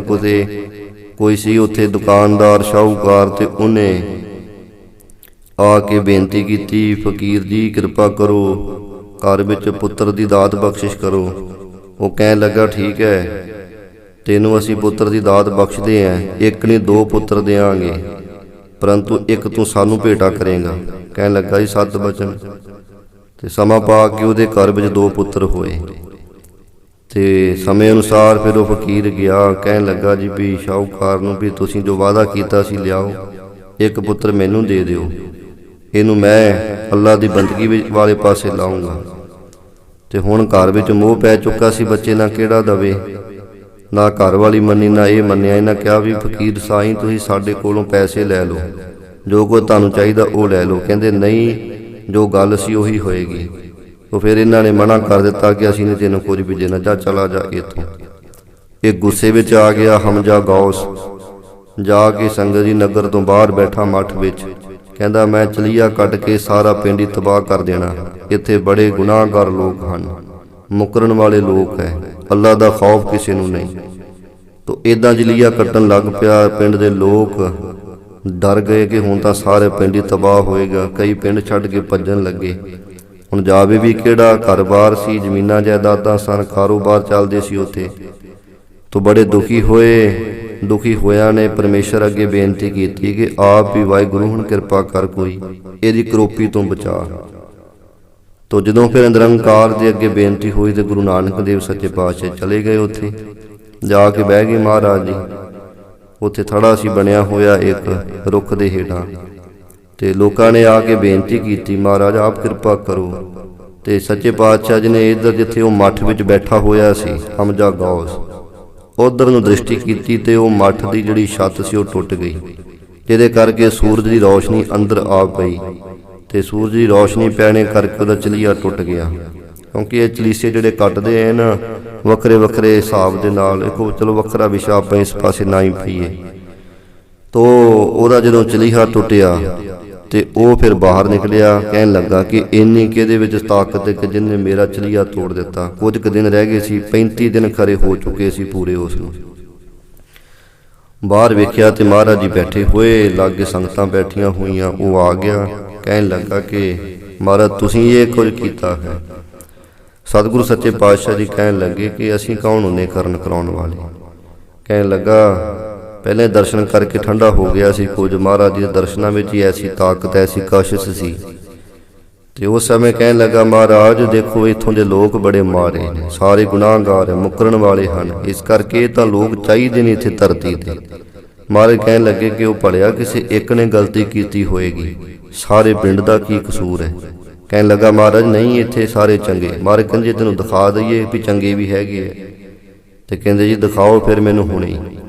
ਮਹਾਰਾਜ ਨੇ ਭਾਈ ਮਰਦਾਨੇ ਨੂੰ ਕਿਹਾ ਕਿ ਭਾਈ ਮਰਦਾਨਾ ਜੀ ਜਾਓ ਤੇ ਆ ਪਿੰਡ ਵਿੱਚ ਜਾ ਕਰਕੇ ਤੇ ਇੱਕ ਸੌਦਾ ਖਰੀਦ ਕੇ ਲਿਆਓ। ਕਹਿੰਦੇ ਮਹਾਰਾਜ ਦੱਸੋ ਕਿਹੜਾ। ਮਹਾਰਾਜ ਕਹਿੰਦੇ ਕਿ ਜਾ ਕੇ ਲਿਆਓ ਵੀ ਇੱਥੇ ਮਰਨਾ ਸੱਚ ਹੈ ਤੇ ਜਿਹੜਾ ਜਾਂ ਜਿਉਣਾ ਜਿਹੜਾ ਹੈ ਇਹ ਸੱਚ ਹੈ। ਤੋ ਇਹਦਾ ਸੰਗਤ ਜੀ ਚਲੇ ਗਏ। ਜਾ ਕਰਕੇ ਬੜੀਆਂ ਦੁਕਾਨਾਂ ਦੇ ਫੇਰੇ, ਲੋਕੀ ਹੱਸਣ ਵੀ ਇਹ ਕਾਹਦਾ ਸੌਦਾ ਹੋਇਆ। ਉਸ ਸਮੇਂ ਇੱਕ ਸੀ ਸੰਗਤ ਜੀ ਸ਼ਾਹੂਕਾਰ, ਜਿਹੜਾ ਮੂਲਾ ਖੱਤਰੀ ਇਹਦਾ ਨਾਮ ਸੀ। ਇਹਦੇ ਕੋਲ ਚਲਾ ਗਿਆ ਤੇ ਇਹਨੇ ਜਾ ਕੇ ਕਿਹਾ ਜੀ ਕਿ ਮਰਨਾ ਸੱਚ ਤੇ ਜਿਉਣਾ ਝੂਠ, ਇਹ ਕਾਗਜ਼ ਤੇ ਲਿਖ ਕੇ ਦੇ ਦਿੱਤਾ। ਭਾਈ ਮਰਦਾਨਾ ਜੀ ਆ ਗਏ। ਮਹਾਰਾਜ ਕਹਿੰਦੇ ਜਾਓ ਉਹਨੂੰ ਵੀ ਲੈ ਕੇ ਆ ਨਾਲ ਜਿਹਨੇ ਲਿਖਿਆ। ਲਿਆਂਦਾ ਤੇ ਕਹਿਣ ਲੱਗਾ ਵੀ ਮਹਾਰਾਜ ਨੇ ਫਿਰ ਕਿਹਾ ਕਿ ਦੱਸੋ ਫਕੀਰ ਸਾਈਂ, ਪਿੰਡ ਵਿੱਚ ਸਾਰੇ ਚੰਗੇ, ਇੱਥੇ ਮਾੜੇ ਲੋਕ ਜਿਹੜੇ ਹੁੰਦੇ ਨੇ ਵੇਖੋ ਚੰਗੇ ਵੀ ਹੈਗੇ ਐ, ਮਾੜੇ ਨਹੀਂ ਹਨ ਸਾਰੇ। ਸੁਣ ਕੇ ਫਕੀਰ ਸੰਗਤ ਜੀ ਨਿਮਾਣਾ ਹੋ ਕੇ ਮਹਾਰਾਜ ਦੇ ਚਰਨੀ ਲੱਗਾ ਸੀ। ਮਹਾਰਾਜ ਨੇ ਉਹਨੂੰ ਫਿਰ ਅੱਲਾ ਦੀ ਬੰਦਗੀ ਵਾਲੇ ਪਾਸੇ ਲਾਇਆ ਕਿ ਫਕੀਰਾਂ ਨੂੰ ਗੁੱਸਾ ਕਾਹਦਾ ਕਰਨਾ, ਜਦੋਂ ਬਾਣੀ ਫਕੀਰ ਗਿਆ ਤਾਂ ਫਿਰ ਗੁੱਸੇ ਵਿੱਚ ਕਾਹਦੀ ਗੱਲੋਂ ਆਉਣਾ। ਇੱਦਾਂ ਉਹ ਚਲਾ ਗਿਆ। ਮੂਲੇ ਖੱਤਰੀ ਨੂੰ ਬੁਲਾਇਆ ਤੇ ਮਹਾਰਾਜ ਨੇ ਕਿਹਾ ਕਿ ਇਹ ਤੂੰ ਸੱਚੀ ਮੁੱਚੀ ਕਹਿਣਾ ਕਿ ਜਾਂ ਐਵੇਂ ਕਹਿਣਾ। ਕਹਿਣ ਲੱਗਾ ਮਹਾਰਾਜ ਮੈਂ ਤਾਂ ਪੈਸੇ ਦੇ ਲਾਲਚ ਵਿੱਚ ਕਹਿ ਦਿੱਤਾ ਸੀ, ਸੱਚੀ ਮੁੱਚੀ ਨੂੰ ਤੁਸੀਂ ਸਿਖਾ ਦਿਓ। ਇੱਦਾਂ ਮਹਾਰਾਜ ਜੀ ਫਿਰ ਉਹਨੂੰ ਕਹਿੰਦੇ ਜੇ ਸੱਚੀ ਮੁੱਚੀ ਜਾਣਨਾ ਤਾਂ ਫਿਰ ਸਾਡੇ ਨਾਲ ਚੱਲ। ਤੋ ਇੱਦਾਂ ਮਹਾਰਾਜ ਉਹਨੂੰ ਨਾਲ ਲੈ ਗਏ ਸੀ। ਫਿਰ ਕਈ ਥਾਂ ਤੇ ਰਿਹਾ, ਬੜੇ ਕੌਤਕ ਮਹਾਰਾਜ ਦੇ ਦੇਖੇ। ਇੱਕ ਦਿਨ ਮਹਾਰਾਜ ਜੀ ਨੇ ਕਿਹਾ ਕਿ ਮੂਲੇ ਖੱਤਰੀ, ਤੇਰੇ ਪਿੰਡ ਦੇ ਲੋਕਾਂ ਨੇ ਤੇਰੀ ਘਰਵਾਲੀ ਦੇ ਮਨ ਵਿੱਚ ਗਲਤ ਖਿਆਲ ਭਰ ਦਿੱਤੇ ਹੈ। ਉਹਨਾਂ ਇਹ ਕਿਹਾ ਕਿ ਜਿਨ੍ਹਾਂ ਫਕੀਰਾਂ ਦੇ ਨਾਲ ਤੇਰਾ ਪਤੀ ਗਿਆ ਸੀ ਉਹ ਤਾਂ ਉੱਥੇ ਮਰ ਖੱਪ ਗਿਆ ਹੈ ਤੇਰਾ ਪਤੀ, ਇਸ ਕਰਕੇ ਹੁਣ ਤੂੰ ਇੱਥੇ ਇਕੱਲੀ ਕੀ ਕਰੇਂਗੀ। ਤੇ ਉਹਨੇ ਹੁਣ ਚਿਖਾ ਬਣਾਈ ਹੈ, ਤੂੰ ਸੜਨ ਲੱਗੀ ਹੈ। ਮੂਲਾ ਖੱਤਰੀ ਕਹਿਣ ਲੱਗਾ ਮਹਾਰਾਜ ਕਿਰਪਾ ਕਰੋ, ਮੇਰਾ ਘਰ ਪਰਿਵਾਰ ਬਚ ਜਾਵੇ। ਤੇ ਮਹਾਰਾਜ ਜੀ ਕਹਿਣ ਲੱਗੇ ਹੁਣ ਫਿਰ ਤੂੰ ਉੱਥੇ ਜਾਏਗਾ ਤਾਂ ਬਚਦਾ ਤੇਰਾ ਪਰਿਵਾਰ। ਤੇ ਮਹਾਰਾਜ ਮੈਂ ਇੰਨੀ ਦੂਰ ਹੁਣ ਕਿਵੇਂ ਜਾਵਾਂ। ਸਤਿਗੁਰੂ ਜੀ ਕਹਿੰਦੇ ਅੱਖਾਂ ਬੰਦ ਕਰੋ। ਬੰਦ ਕੀਤੀਆਂ। ਵਾਹਿਗੁਰੂ ਆਖੋ, ਵਾਹਿਗੁਰੂ ਕਿਹਾ, ਕਹਿੰਦੇ ਅੱਖਾਂ ਖੋਲੋ। ਅੱਖਾਂ ਖੋਲੀਆਂ, ਕੀ ਦੇਖਿਆ ਕਿ ਆਪਣੇ ਘਰ ਦੇ ਬਾਹਰ ਆ ਕੇ ਖਲੋਤਾ ਹੋਇਆ। ਹੈਰਾਨ ਹੋ ਗਿਆ, ਜਾਣੀ ਕਿ ਮਹਾਰਾਜ ਦੀ ਤਾਕਤ ਵੀ ਜਾਣ ਲਈ, ਗੁਰੂ ਨੂੰ ਸਮਰੱਥ ਜਾਣ ਵੀ ਲਿਆ। ਧੰਨਵਾਦ ਕੀਤਾ। ਆਇਆ ਤੇ ਘਰ ਵਾਲੀ ਚਿਖਾ ਤੇ ਚੜ੍ਹਨੀ ਲੱਗੀ ਸੀ ਤੇ ਉਹਨੂੰ ਜਾ ਕੇ ਬਚਾਇਆ। ਇਸ ਤਰ੍ਹਾਂ ਘਰ ਵਿੱਚ ਰਿਹਾ। ਫਿਰ ਮੁੜ ਕੇ ਤੋ ਸਮਾਂ ਪਾ ਕੇ ਗੁਰੂ ਨਾਨਕ ਦੇਵ ਸੱਚੇ ਪਾਤਸ਼ਾਹ ਜਦੋਂ ਆਏ, ਫਿਰ ਇਸ ਪਿੰਡ ਵਿੱਚ ਦਰਵਾਜ਼ਾ ਖੜਕਾਇਆ। ਘਰ ਵਾਲੀ ਨੇ ਦੇਖਿਆ ਕਿ ਤਾਂ ਉਹੀ ਫਕੀਰ ਹੈ ਜਿਹੜੇ ਮੇਰੇ ਪਤੀ ਨੂੰ ਪਹਿਲਾਂ ਲੈ ਗਏ ਸਨ। ਬੜੇ ਚਿਰਾਂ ਬਾਅਦ ਮੇਰਾ ਪਤੀ ਆਇਆ ਸੀ, ਹੁਣ ਨਹੀਂ ਮੈਨੂੰ ਜਾਣ ਦੇਣਾ। ਤੇ ਮਹਾਰਾਜ ਜੀ ਦੇ ਕੋਲੇ ਕਹਿਣ ਲੱਗੀ, ਜੀ ਉਹ ਘਰ ਵਿੱਚ ਹੈ ਨਹੀਂ। ਮਹਾਰਾਜ ਕਹਿੰਦੇ ਕਿ ਉਹਨੂੰ ਬੁਲਾਓ, ਉਹਦੇ ਨਾਲ ਸਾਡਾ ਕੰਮ ਹੈ। ਕਹਿੰਦੀ ਹੈ ਨਹੀਂ ਹੈ ਘਰ ਵਿੱਚ, ਉਹ ਤੁਸੀਂ ਚਲੇ ਜਾਓ। ਉਹ ਅੰਦਰ ਸੰਗਤ ਜਿੱਥੇ ਘੀਰਾ ਸੀ ਪਾਥੀਆਂ ਵਾਲਾ, ਉਧਰ ਜਾ ਕੇ ਛੁਪ ਗਿਆ। ਤੋ ਮਹਾਰਾਜ ਕਹਿੰਦੇ ਹੈ ਨਹੀਂ ਹੈ, ਫਿਰ ਹੈ ਹੀ ਨਹੀਂ ਹੈ। ਇੱਦਾਂ ਮਹਾਰਾਜ ਜੀ ਚਲੇ ਗਏ। ਉਹ ਪਾਥੀਆਂ ਦੇ ਵਿੱਚੋਂ ਕਹਿੰਦੇ ਕਾਲਾ ਸੱਪ ਨਿਕਲਿਆ, ਉਹਨੇ ਡੰਗ ਮਾਰਿਆ, ਉੱਥੇ ਤੜਫਣ ਲੱਗਾ। ਇਹ ਜਦੋਂ ਅੰਦਰ ਗਈ ਦੇਖਿਆ ਤੇ ਉਹ ਥੱਲੇ ਡਿੱਗਾ ਪਿਆ, ਲਾਗੋਂ ਸੱਪ ਨਿਕਲ ਗਿਆ। ਬੜੀ ਦੁਖੀ ਹੋਈ, ਚੀਕਾਂ ਪਈ ਮਾਰੇ। ਆਂਢੀ ਗੁਆਂਢੀ ਇਕੱਠੇ ਹੋਏ ਚੀਕਾਂ ਸੁਣ ਕੇ। ਦੇਖਿਆ ਤੇ ਉਹਦੇ ਕੋਲ ਸਾਹ ਚੱਲ ਰਹੇ ਸਨ ਮੂਲੇ ਦੇ, ਬੇਹੋਸ਼ ਹੁੰਦਾ ਜਾ ਰਿਹਾ ਸੀ। ਉਹਨੇ ਕਿਹਾ, ਜੀ ਵੀ ਇਹਨੇ ਮੇਰੀ ਘਰਵਾਲੀ ਨੇ ਗੁਰੂ ਤੋਂ ਬੇਮੁਖ ਕਰਕੇ ਮੈਨੂੰ ਮਾਰਿਆ। ਗੁਰੂ ਬੜੇ ਸਮਰੱਥ ਨੇ, ਮੈਨੂੰ ਗੁਰੂ ਦੇ ਕੋਲੇ ਲੈ ਜਾਓ, ਅਜੇ ਵੀ ਮੇਰਾ ਬਚਾਅ ਹੋ ਜੇ। ਮੰਜੇ ਤੇ ਪਾਇਆ। ਉਸੇ ਸਮੇਂ ਅਜੇ ਚੱਲੇ ਸਨ, ਦਰਾਂ ਚੋਂ ਬਾਹਰ ਹੀ ਨਿਕਲੇ ਕਿ ਉਹਦੀ ਮੌਤ ਹੋ ਗਈ ਸੀ। ਫਿਰ ਵੀ ਰੋਂਦੀ ਕਰਲਾਉਂਦੀ ਕਹਿੰਦੀ, ਛੇਤੀ ਲੈ ਕੇ ਚਲੋ। ਚਲੇ ਗਏ ਮਹਾਰਾਜ ਜੀ ਦੇ ਪਾਸ। ਮਹਾਰਾਜ ਜੀ ਬਾਹਰ ਬੈਠੇ ਹੋਏ ਸੀ ਪਿੰਡੋਂ ਜਾ ਕਰਕੇ। ਉੱਥੇ ਜਾ ਕੇ ਸ਼ਰਣੀ ਪਾਇਆ। ਕਹਿਣ ਲੱਗੇ, ਮਹਾਰਾਜ ਆਪ ਕਿਰਪਾ ਕਰੋ, ਤੁਹਾਡਾ ਸੇਵਕ ਸੀ। ਸੱਚੇ ਪਾਤਸ਼ਾਹ ਜੀ ਕਹਿੰਦੇ, ਇਹ ਤਾਂ ਹੁਣ ਚੱਲ ਵਸਿਆ ਹੈ। ਹੱਥ ਲਾ ਕੇ ਦੇਖਿਆ ਤੇ ਉਹਦੇ ਸਾਹ ਬੰਦ ਹੋ ਚੁੱਕੇ ਸਨ। ਕਿਹਾ, ਜੀ ਮਹਾਰਾਜ ਰੱਖਿਆ ਕਰੋ, ਗਲਤੀ ਹੋ ਗਈ। ਸਤਿਗੁਰੂ ਜੀ ਕਹਿੰਦੇ, ਇਹਦਾ ਸਮਾਂ ਆ ਚੁੱਕਾ ਸੀ, ਸਾਡੇ ਨਾਲ ਇਹ ਰਿਹਾ ਸੀ ਤੇ ਅਸੀਂ ਤਾਂ ਆਪਣੇ ਨਾਲ ਰੱਖੇ ਦੀ ਲਾਜ ਰੱਖਣ ਵਾਸਤੇ ਆਏ ਸਾਂ। ਪੀਰ ਨੇ ਜਾਣਾ ਤਾਂ ਹੈ ਹੀ ਇਹ ਸੰਸਾਰ ਵਿੱਚੋਂ, ਤੇ ਕਿਉਂ ਨਾ ਹੋਵੇ ਇਹਦਾ ਭਲਾ ਕਰ ਦਈਏ, ਮੌਤ ਸੌਖੀ ਹੋ ਜਾਊਗੀ। ਤੇ ਤੁਹਾਨੂੰ ਉਪਦੇਸ਼ ਦੇ ਜਾਣਾ ਸੀ ਅਸੀਂ, ਪਰ ਤੁਸੀਂ ਤਾਂ ਸਾਨੂੰ ਵੇਖ ਕੇ ਦਰਵਾਜ਼ੇ ਹੀ ਬੰਦ ਕਰ ਲਏ। ਇਹ ਅੱਜ ਸਾਡੀ ਵੀ ਸੰਗਤ ਦੀ ਕਹਾਣੀ ਇਸੇ ਤਰ੍ਹਾਂ ਦੀ ਹੋਈ ਹੈ। ਇਹਨੇ ਵੀ ਇਕੱਲੇ ਮੂਲੇ ਖੱਤਰੀ ਦੀ ਸ਼ਾਇਦ ਕਹਾਣੀ ਹੈ, ਉਹ ਸੁਣ ਕੇ ਤੇ ਆਪਾਂ ਘੜੀ ਮਨੋਰੰਜਨ ਕਰ ਲਿਆ ਵੀ ਹਾਂ ਇਦਾਂ ਦੀ ਕਹਾਣੀ ਗੁਰੂ ਨਾਨਕ ਦੇਵ ਜੀ ਦੀ ਹੋਈ। ਨਹੀਂ, ਇਹ ਸਾਡੀ ਕਹਾਣੀ। ਆਪਾਂ ਵੀ ਗੁਰੂ ਨਾਨਕ ਦੇਵ ਜੀ ਤੋਂ ਦਰਵਾਜ਼ੇ ਬੰਦ ਕਰ ਲੈਂਦੇ ਹਾਂ ਆਪਣੇ ਅੰਦਰਲੇ। ਗੁਰੂ ਨਾਨਕ ਦੇਵ ਜੀ ਕਹਿੰਦੇ ਹੈ ਨਾ ਦਸਮ ਪਾਤਸ਼ਾਹ ਦੇ ਰੂਪ ਦੇ ਵਿੱਚ ਕਿ ਸਾਡਾ ਸਿੱਖ ਉਹੀ ਹੈ ਜਿਹੜਾ ਹੁਣ ਖੰਡੇ ਬਾਟੇ ਦਾ ਅੰਮ੍ਰਿਤ ਛਕੇ ਗੁਰੂ ਵਾਲੇ ਬਣੇਗਾ। ਤੇ ਆਪਾਂ ਦਰਵਾਜ਼ੇ ਹੀ ਬੰਦ ਕਰ ਲਏ। ਨਾ ਗੁਰੂ ਨਾਨਕ, ਨਾ ਗੁਰੂ ਗੋਬਿੰਦ ਸਿੰਘ ਜੀ, ਤੁਸੀਂ ਸਾਡੇ ਅੰਦਰ ਨਹੀਂ ਆਉਣਾ ਹੈ। ਤੇ ਦੇਖ ਲਓ ਫਿਰ ਉਹਨਾਂ ਦਾ ਹਾਲ ਕੀ ਹੋਏਗਾ, ਮੂਲੇ ਖੱਤਰੀ ਵਾਲਾ। ਇਸ ਕਰਕੇ ਗੁਰੂ ਨਾਨਕ ਦੇਵ ਜੀ ਤੋਂ, ਗੁਰੂ ਗੋਬਿੰਦ ਸਿੰਘ ਜੀ ਤੋਂ ਕਦੇ ਵੀ ਆਪਣੇ ਘਰਾਂ ਦੇ ਦਰਵਾਜ਼ੇ ਨਾ ਬੰਦ ਕਰੋ। ਆਉਣ ਦਿਓ ਗੁਰੂ ਸਾਹਿਬ ਜੀ ਨੂੰ। ਜਿੱਥੇ ਜਾਏ ਬਹਿ ਮੇਰਾ ਸਤਿਗੁਰੂ, ਸੋ ਥਾਨ ਸੁਹਾਵਾ ਰਾਮ ਰਾਜੇ। ਪ੍ਰਤੱਖ ਵੀ ਘਰ। ਪੁਰਾਣੇ ਸਮੇਂ ਆਪਾਂ ਦੇਖਦੇ ਰਹੇ ਜਦੋਂ ਗੁਰੂ ਸਾਹਿਬ ਸੱਚੇ ਪਾਤਸ਼ਾਹ ਜੀ ਦੇ ਸਰੂਪ ਸੰਗਤ ਦੀ ਲੰਘਿਆ ਕਰਦੇ ਸਨ, ਲੋਕੀ ਆਪਣੇ ਘਰਾਂ ਦੇ ਦਰਵਾਜ਼ੇ ਖੋਲ੍ਹ ਦਿਆ ਕਰਦੇ ਸੀ, ਘਰਾਂ ਤੋਂ ਬਾਹਰ ਆ ਕੇ ਖਲੋ। ਅੱਜ ਵੀ ਆਪਾਂ ਦੇਖਦੇ ਨੇ ਜਦੋਂ ਨਗਰ ਕੀਰਤਨ ਹੁੰਦਾ, ਉਸ ਸਮੇਂ ਐਸਾ ਕੁਝ ਮਾਹੌਲ ਬਣਿਆ ਹੁੰਦਾ ਹੈ। ਪਰ ਆਮ ਜਦੋਂ ਗੁਰੂ ਸਾਹਿਬ ਜੀ ਕਿਸੇ ਘਰ ਵਿੱਚ ਜਾਂਦੇ ਆ ਤੇ ਉਦੋਂ ਕੋਈ ਨਹੀਂ ਉਹ ਸਤਿਕਾਰ ਕਰਦਾ ਉਹਨਾਂ। ਉਦੋਂ ਕਹਿੰਦੇ ਸਾਡੇ ਥੋੜ੍ਹੀ ਆ ਰਹੇ, ਤਾਂ ਉਹਨਾਂ ਦੇ ਘਰ ਹੀ ਜਾ ਰਹੇ ਨੇ ਗੁਰੂ ਸਾਹਿਬ। ਸੋ ਇਸ ਤਰੀਕੇ ਦੇ ਨਾਲ ਆਪਾਂ ਆਪਣੇ ਦਰਵਾਜ਼ੇ ਖੋਲ੍ਹਦੇ ਨਹੀਂ।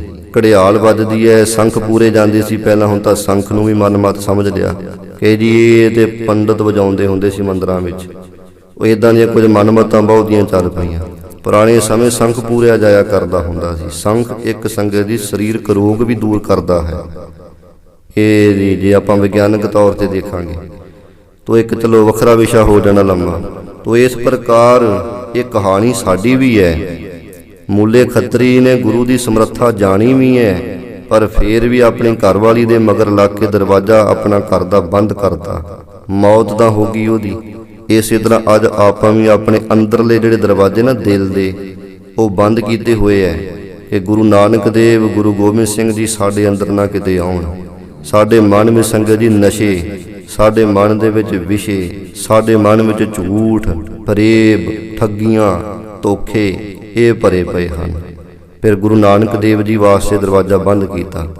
ਜਿੱਥੇ ਗੁਰੂ ਨਾਨਕ ਦੇਵ ਜੀ ਆ ਜਾਣਗੇ ਉੱਥੇ ਫਿਰ ਇਹ ਸਾਰਾ ਕੁਝ ਨਹੀਂ ਰਹੇਗਾ। ਇਸ ਕਰਕੇ ਆਪਣੇ ਦਿਲ ਦੇ ਦਰਵਾਜ਼ੇ ਖੋਲ੍ਹਣੇ ਚਾਹੀਦੇ ਗੁਰੂ ਨਾਨਕ ਦੇਵ ਜੀ ਦੇ ਆਉਣ ਦੇ ਲਈ ਕਿ ਮਹਾਰਾਜ ਆਓ ਤੁਸੀਂ ਸਾਡੇ ਹਿਰਦੇ ਦੇ ਵਿੱਚ ਆ ਕੇ ਤੁਸੀਂ ਮੇਰੇ ਮਨ ਦੇ ਵਿੱਚ ਵਸੋ।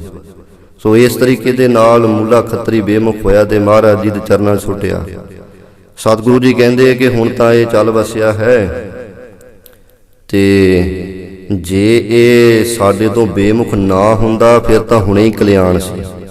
ਇਹ ਗੁਰੂ ਦੀ ਸਮਰੱਥਾ ਜਾਣਦਿਆਂ ਹੋਇਆਂ ਫਿਰ ਵੀ ਬੇਮੁਖ ਹੋ ਗਿਆ। ਇਸ ਕਰਕੇ ਹੁਣ ਤਾਂ ਇਹਨੂੰ ਗੁਰੂ ਤੋਂ ਹੋਈ ਬੇਮੁਖਤਾ ਦਾ ਫਲ ਜ਼ਰੂਰ ਮਿਲੇਗਾ। ਉਹ ਫਲ ਕੀ ਹੈ ਸੰਗਤ ਜੀ? ਗੁਰੂ ਤੋਂ ਬੇਮੁਖ ਹੋਣ ਦਾ ਉਹ ਹੈ ਗੁਰੂ ਅਮਰਦਾਸ ਜੀ ਦੀ ਬਾਣੀ ਸੁਣਿਆ ਪੜ੍ਹਿਆ ਕਰਦੇ ਆਪਾਂ, ਸ੍ਰੀ ਆਨੰਦ ਸਾਹਿਬ ਦੀ ਬਾਣੀ। ਤੇ ਉਸ ਪਵਿੱਤਰ ਬਾਣੀ ਵਿੱਚ ਵੀ ਸੱਚੇ ਪਾਤਸ਼ਾਹ ਜੀ ਕਹਿੰਦੇ ਜੇ ਕੋ ਗੁਰ ਤੇ ਬੇਮੁਖ ਹੋਵੇ ਬਿਨ ਸਤਿਗੁਰ ਮੁਕਤ ਨਾ ਪਾਵੈ। ਪਾਵੈ ਮੁਕਤ ਨਾ ਹੋਰਥੈ ਕੋਈ ਪੁੱਛੋ ਵਿਵੇਕੀਆ ਜਾਏ ਅਨੇਕ ਜੂਨੀ ਭਰਮ ਆਵੈ ਬਿਨ ਸਤਿਗੁਰ ਮੁਕਤ ਨਾ ਪਾਏ। ਫੇਰ ਮੁਕਤ ਪਾਏ ਲਾਗ ਚਰਣੀ ਸਤਿਗੁਰ ਸ਼ਬਦ ਸੁਨਾਏ। ਕਹੇ ਨਾਨਕ ਵਿਚਾਰ ਦੇਖੋ ਬਿਨ ਸਤਿਗੁਰ ਮੁਕਤ ਨਾ ਪਾਏ। ਸਿੱਧੇ ਬਚਨ ਮਹਾਰਾਜ ਸੱਚੇ ਪਾਤਸ਼ਾਹ ਜੀ ਤੇ ਗੁਰੂ ਅਮਰਦਾਸ ਜੀ ਦੇ। ਤੋ ਇਸੇ ਤਰ੍ਹਾਂ ਹੋਇਆ ਗੁਰੂ ਨਾਨਕ ਸਾਹਿਬ ਜੀ ਕਹਿੰਦੇ ਹੁਣ ਤਾਂ ਸਮਾਂ ਲੰਘ ਚੁੱਕਾ ਹੈ। ਹਾਂ ਇਹਨੂੰ ਤੁਸੀਂ ਲਿਆਂਦਾ ਹੈ। ਹੁਣ ਜਦੋਂ ਫਿਰ ਅਸੀਂ ਆਪਣੇ ਸਰੀਰ ਦੀ ਖੇਡ ਖਤਮ ਕਰਾਂਗੇ ਤੇ ਉਸ ਸਮੇਂ ਫਿਰ ਇਹਦੀ ਕਲਿਆਣ ਕਰਕੇ ਜਾਵਾਂਗੇ ਤੇ ਉਹਦੇ ਵਾਸਤੇ ਸਮਾਂ ਲੱਗੇਗਾ। ਉਹ ਫਿਰ ਸੰਗਤ ਜੀ ਨੂੰ 10ਵਾਂ ਜਾਮਾ ਧਾਰਨ ਕੀਤਾ ਜਦੋਂ ਗੁਰੂ ਸਾਹਿਬ ਨੇ ਸਰੀਰਾਂ ਦੀ ਖੇਡ ਖਤਮ ਕਰਨੀ ਸੀ ਤੇ ਸ਼ਬਦ ਨੂੰ ਗੁਰਤਾ ਗੱਦੀ ਦੇਣੀ ਸੀ।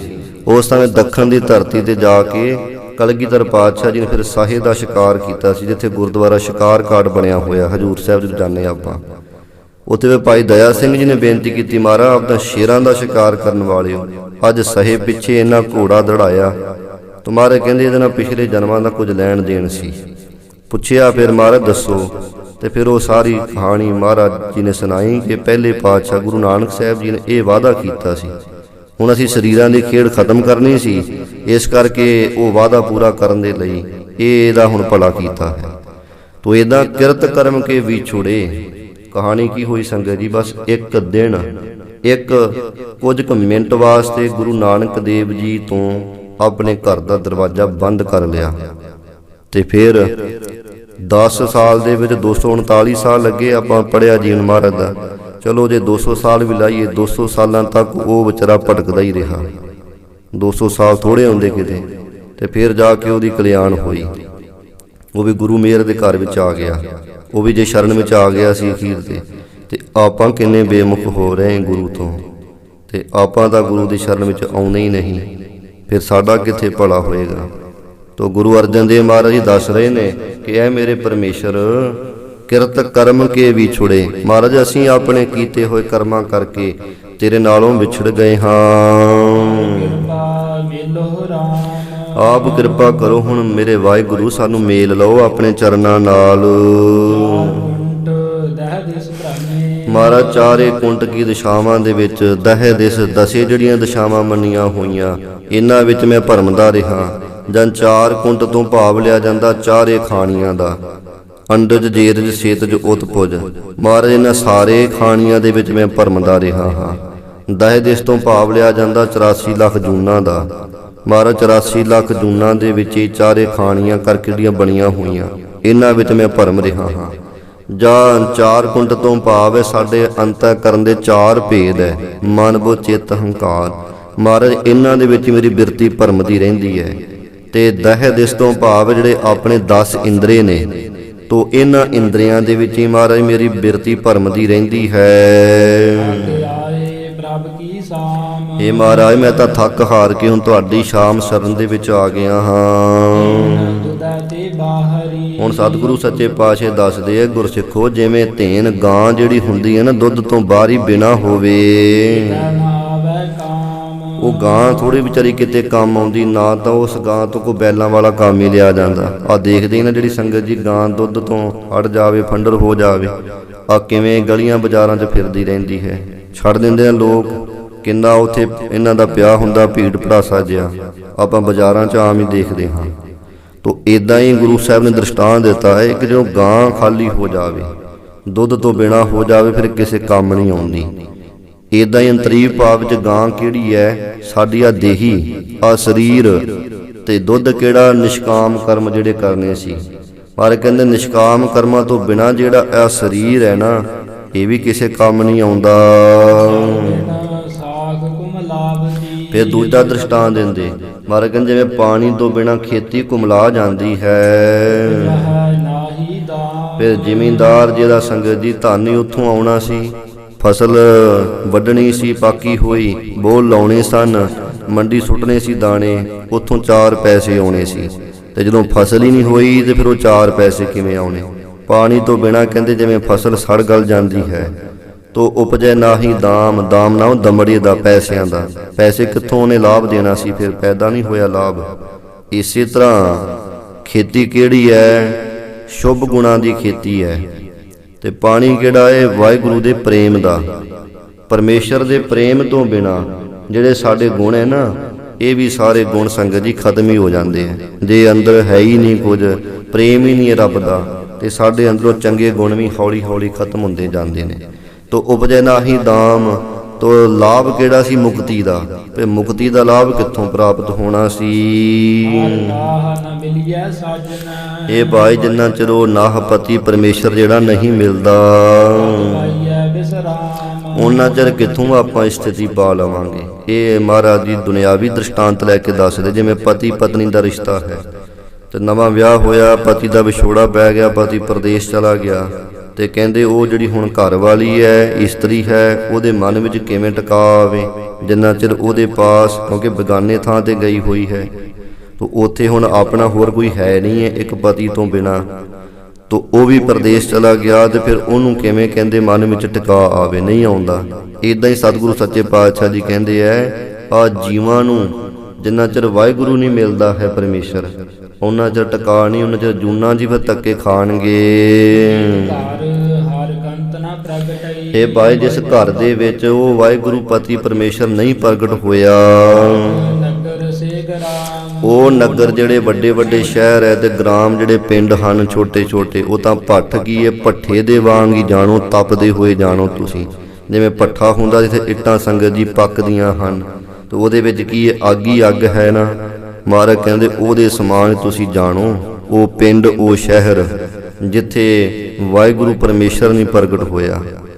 ਇਸੇ ਤਰ੍ਹਾਂ ਭੱਠਾ ਕਿਹੜਾ ਹੈ? ਇਹ ਵਿਕਾਰਾਂ ਦਾ। ਸੱਚੇ ਪਾਤਸ਼ਾਹ ਜੀ ਕਹਿੰਦੇ ਸਰੀਰ ਨਗਰ ਕਿਹੜਾ ਵੱਡਾ, ਵੱਡੇ ਸਰੀਰ ਹੋ ਗਏ, ਕਈਆਂ ਦੇ ਕੱਦ ਜਿਵੇਂ ਬੜੇ ਬੜੇ ਲੰਬੇ ਹੁੰਦੇ, ਤੇ ਨਗਰ ਤੋਂ ਪਿੰਡ ਤੋਂ ਭਾਵ ਕਿਹੜੇ ਛੋਟੇ ਛੋਟੇ ਜਿਹੜੇ ਸਰੀਰ ਹੋ ਗਏ, ਛੋਟੇ ਕੱਦ ਹੈ ਜਿਨ੍ਹਾਂ ਦੇ। ਤੁਮਾਰ ਕਹਿੰਦੇ ਜੇ ਇਹਨਾਂ ਸਰੀਰਾਂ ਵਿੱਚੋਂ ਵਾਹਿਗੁਰੂ ਨਹੀਂ ਪ੍ਰਗਟ ਹੋਇਆ ਹੈ, ਤਾਂ ਉਹ ਭੱਠੇ ਦੇ ਸਦਰਸ਼ ਹੀ ਜਾਣੋ, ਜਾਂ ਨਰਕਾਂ ਰੂਪੀ ਭੱਠੇ ਦੇ ਵਿੱਚ ਹੀ ਉਹ ਪੈਣਗੇ, ਜਾਂ ਉਹਨਾਂ ਦੇ ਅੰਦਰ ਸਦਾ ਵਿਕਾਰਾਂ ਦੀ ਭੱਠੀ ਬਲਦੀ ਰਹਿੰਦੀ ਹੈ। ਇਹ ਭਾਈ ਜਿਸ ਤਰੀਕੇ ਦੇ ਨਾਲ ਜਿਸ ਇਸਤਰੀ ਦਾ ਪਤੀ ਨਾ ਹੋਵੇ ਉਹਦੇ ਕੋਲੇ, ਤੇ ਜਿਵੇਂ ਉਹਦੇ ਕੀਤੇ ਹੋਏ ਸਾਰੇ ਸ਼ਿੰਗਾਰ, ਤੰਬੋਲ ਚੱਬੇ ਹੋਏ ਪਾਣਾ ਦੇ ਬੀੜੇ, ਜਾਂ ਹੋਰ ਜਿੰਨੇ ਵੀ ਰਸ ਕਸ ਹਨ, ਉਹ ਸਾਰੇ ਕਹਿੰਦੇ ਉਹਨੂੰ ਕੱਚੇ ਹੀ ਪ੍ਰਤੀਤ ਹੁੰਦੇ ਹਨ ਆਪਣੇ ਸਰੀਰ ਦੇ ਸਮੇਤ ਹੀ। ਤੇ ਜੇ ਪਤੀ ਆ ਜਾਵੇ ਪਰਮੇਸ਼ਰ ਜਿਹੜਾ ਉਹਦੇ ਕੋਲੇ, ਉਹਦੇ ਕੋਲ ਸਾਰਾ ਕੁਝ ਹੀ ਆ ਜਾਂਦਾ ਹੈ। ਇਹ ਰਿਸ਼ਤੇ ਹੈ ਨਾ ਪਰਿਵਾਰਕ ਸਾਡੇ, ਤੇ ਉਹ ਦ੍ਰਿਸ਼ਟਾਂਤ ਲੈ ਕੇ ਸੱਚੇ ਪਾਤਸ਼ਾਹ ਜੀ ਸਮਝਾਉਂਦੇ ਹਨ। ਮਹਾਰਾਜ ਕਹਿੰਦੇ ਇਸੇ ਤਰ੍ਹਾਂ ਭਾਈ ਚਾਹੇ ਸਰਬ ਸ਼ਿੰਗਾਰ, ਕਿਸੇ ਜੀਵ ਨੇ ਸਾਰੇ ਸ਼ਿੰਗਾਰ ਕੀਤੇ ਹੋਣ ਸਾਧਨਾ ਦੇ, ਤੰਬੋਲ ਨਾਮ ਹੈ ਪਾਨਾਂ ਦਾ ਬੀੜਾ। ਪੁਰਾਣੇ ਸਮੇਂ ਬੜੇ ਲੋਕ ਚੱਬਿਆ ਕਰਦੇ ਸੀ, ਪਰ ਗੁਰਮਤਿ ਵਿੱਚ ਇਹਦੀ ਨਿਖੇਧੀ ਹੈ। ਮਹਾਰਾਜ ਕਹਿੰਦੇ ਕੋਈ ਮਹਾਵਾਕਾਂ ਦਾ ਉਚਾਰਨ ਰੂਪ ਪਾਨਾਂ ਦਾ ਬੀੜਾ ਵੀ ਚੱਬ ਲੇ, ਉਹਨਾਂ ਦਾ ਵੀ ਰਸ ਲੈ ਲਵੇ, ਸਣ ਦੇਹੀ ਸਮੇਤ ਦਾ ਸਰੀਰ ਦੇ। ਸੱਚੇ ਪਾਤਸ਼ਾਹ ਜੀ ਕਹਿੰਦੇ ਕੱਚੇ ਹੀ ਜਾਣੋ, ਖਾਮ ਦਾ ਅਰਥ ਹੈ ਕੱਚਾ। ਇਹ ਭਾਈ ਜੋ ਜੀਵ ਰੂਪੀ ਰੂਹਾਂ ਜਿਹੜੀਆਂ ਨੇ, ਉਹ ਸਵਾਮੀ ਮਾਲਕ ਵਾਹਿਗੁਰੂ ਪਤੀ ਤੋਂ ਬਿਨਾਂ ਹਨ। ਉਹਨਾਂ ਦੇ ਮਿੱਤਰ ਸੱਜਣ ਸਾਰੇ ਜਾਮ, ਜਮਦੂਤਾਂ ਦੀ ਨਿਆਈ ਜਾਣੋ, ਜਾਂ ਜਮਦੂਤ ਹੀ ਨੇ ਉਹਨਾਂ ਦੇ ਮਿੱਤਰ ਤੇ ਸੱਜਣ ਬਣਦੇ ਹਨ ਆ ਕੇ, ਉਹੀ ਉਹਨਾਂ ਨੂੰ ਖਿੱਚ ਕੇ ਫਿਰ ਲੈ ਕੇ ਜਾਂਦੇ ਹਨ। ਸਤਿਗੁਰੂ ਅਰਜਨ ਦੇਵ ਜੀ ਕਹਿੰਦੇ ਸਾਡੀ ਤਾਂ ਇਹੀ ਬੇਨਤੀ ਹੈ ਵਾਹਿਗੁਰੂ ਦੇ ਅੱਗੇ, ਮਹਾਰਾਜ ਆਪ ਕਿਰਪਾ ਕਰੋ, ਸਾਨੂੰ ਆਪਣਾ ਨਾਮ ਦੇ ਦਿਓ। ਹੇ ਮੇਰੇ ਵਾਹਿਗੁਰੂ ਜੀ, ਸਾਨੂੰ ਆਪਣਾ ਸਾਥ ਜਿਹੜਾ ਹੈ ਉਹ ਮੇਲ ਦਿਓ। ਜਿਸ ਵਾਹਿਗੁਰੂ ਜੀ ਆਪ ਜੀ ਦਾ ਅਚਲ ਧਾਮ ਹੈ, ਸਰੂਪ ਰੂਪੀ ਘਰ ਹੈ। ਦੀਐ। ਇਹ ਮੰਗਲ ਰੂਪ ਦੇ ਅੰਦਰ ਪੌੜੀ ਮਹਾਰਾਜ ਨੇ ਉਚਾਰਨ ਕੀਤੀ ਹੈ।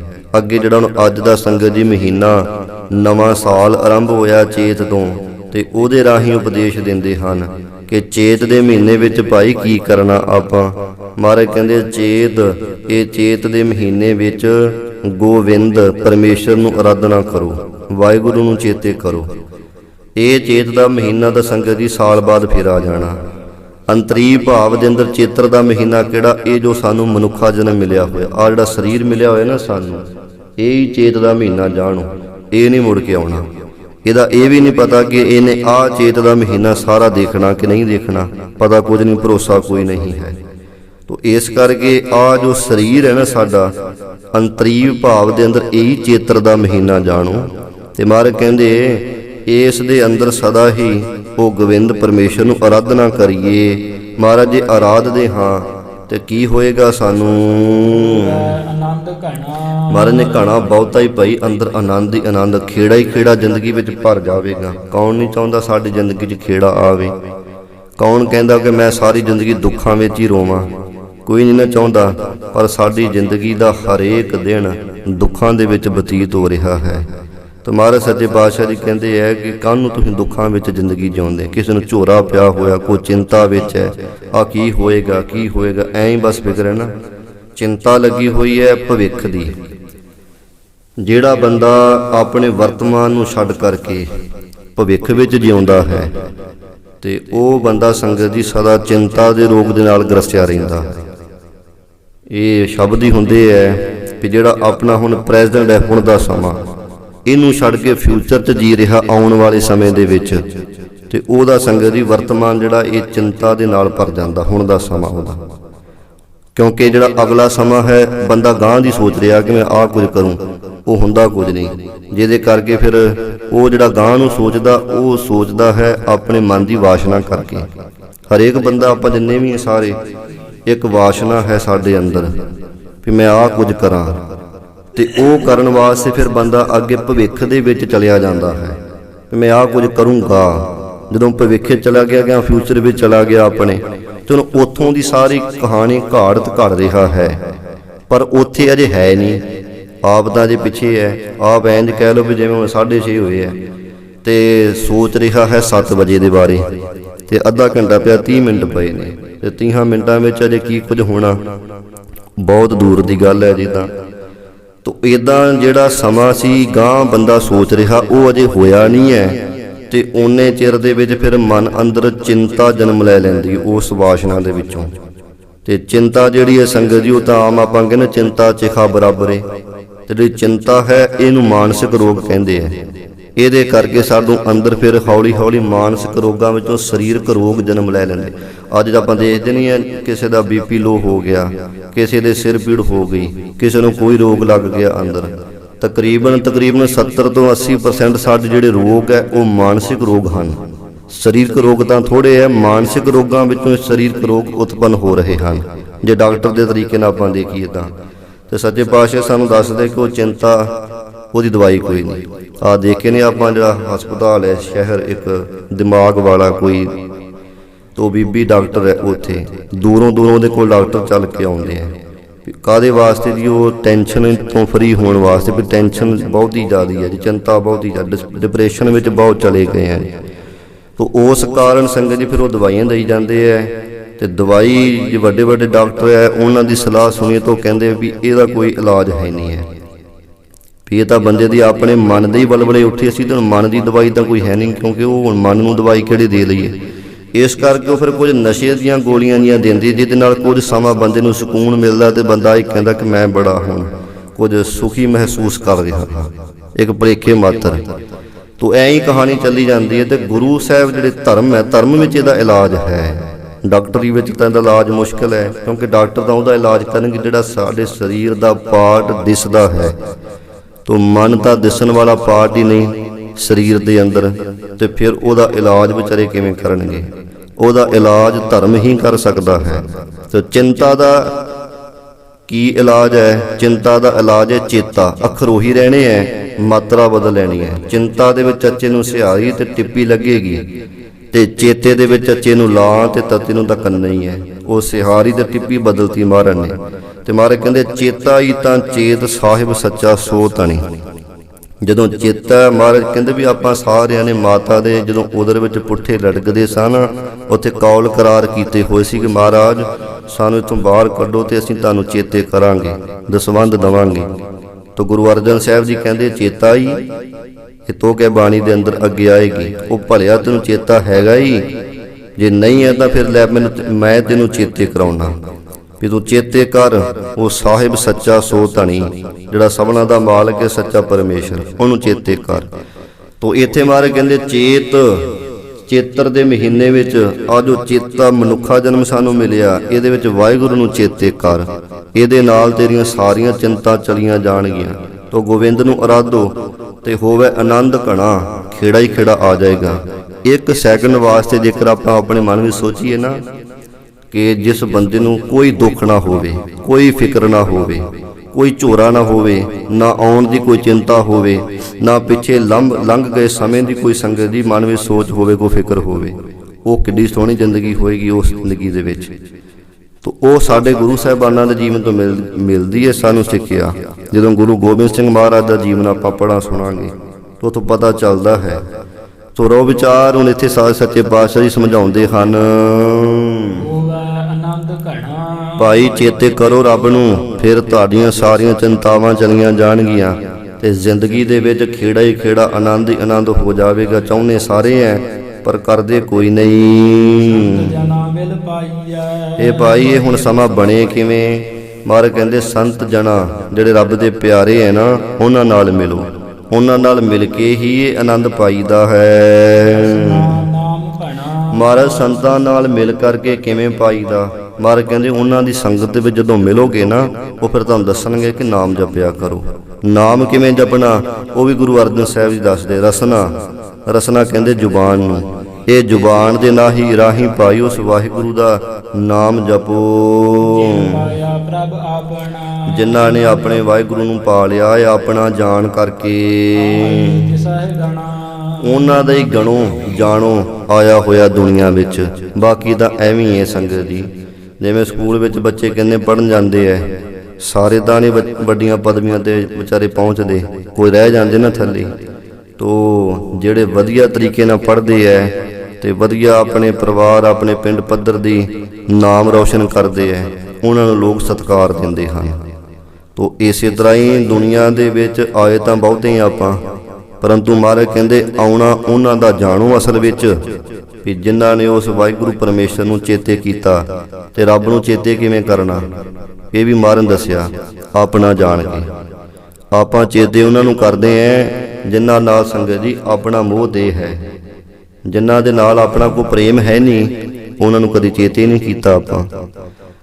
ਤੋ ਪਰਿਵਾਰ ਜਿੰਨਾ ਵੀ ਹੈ, ਸੰਬੰਧੀ ਰਿਸ਼ਤੇਦਾਰੀਆਂ ਸਾਡੀਆਂ, ਤੇ ਜਿਨ੍ਹਾਂ ਦੇ ਨਾਲ ਸਾਡਾ ਕੋਈ ਥੋੜਾ ਬਹੁਤਾ, ਜਿਨ੍ਹਾਂ ਨੂੰ ਅਸੀਂ ਆਪਣੇ ਜਾਣਦੇ ਆ, ਉਹਨਾਂ ਨੂੰ ਚੇਤੇ ਕਰਦੇ ਹਾਂ।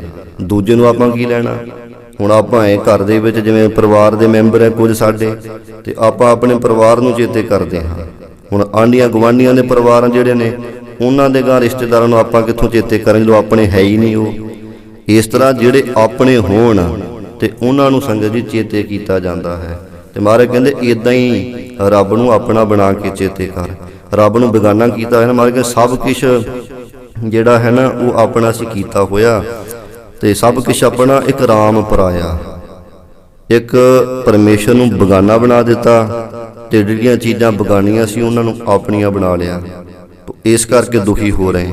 ਮਹਾਰਾਜ ਕਹਿੰਦੇ ਜੇ ਤੂੰ ਚੇਤੇ ਕਰਨਾ ਨਾ ਰੱਬ ਨੂੰ, ਤਾਂ ਇਦਾਂ ਚੇਤੇ ਕਰੀ ਉਹਨੂੰ ਆਪਣਾ ਜਾਣ ਕੇ। ਕਿਉਂਕਿ ਦੁਨੀਆ ਵਿੱਚ ਜਿਨ੍ਹਾਂ ਨੂੰ ਆਪਾਂ ਚੇਤੇ ਕਰਦੇ ਆ ਨਾ, ਆਪਾਂ ਉਹਨਾਂ ਨੂੰ ਚੇਤੇ ਕਰਦੇ ਜਿਹੜੇ ਸਾਡੇ ਆਪਣੇ ਆ, ਬੇਗਾਨਿਆਂ ਨੂੰ ਨਹੀਂ ਚੇਤੇ ਕਰਦੇ ਆਪਾਂ। ਤੇ ਰੱਬ ਨੂੰ ਅਸੀਂ ਬੇਗਾਨਾ ਬਣਾਇਆ ਹੋਇਆ, ਤਾਂ ਕਰਕੇ ਉਹਦਾ ਚੇਤਾ ਨਹੀਂ ਆਉਂਦਾ। ਤੁਮਾਰੇ ਕਹਿੰਦੇ ਇੱਥੇ ਉਹਨੂੰ ਆਪਣਾ ਜਾਣ ਕੇ ਚੇਤੇ ਕਰੋ।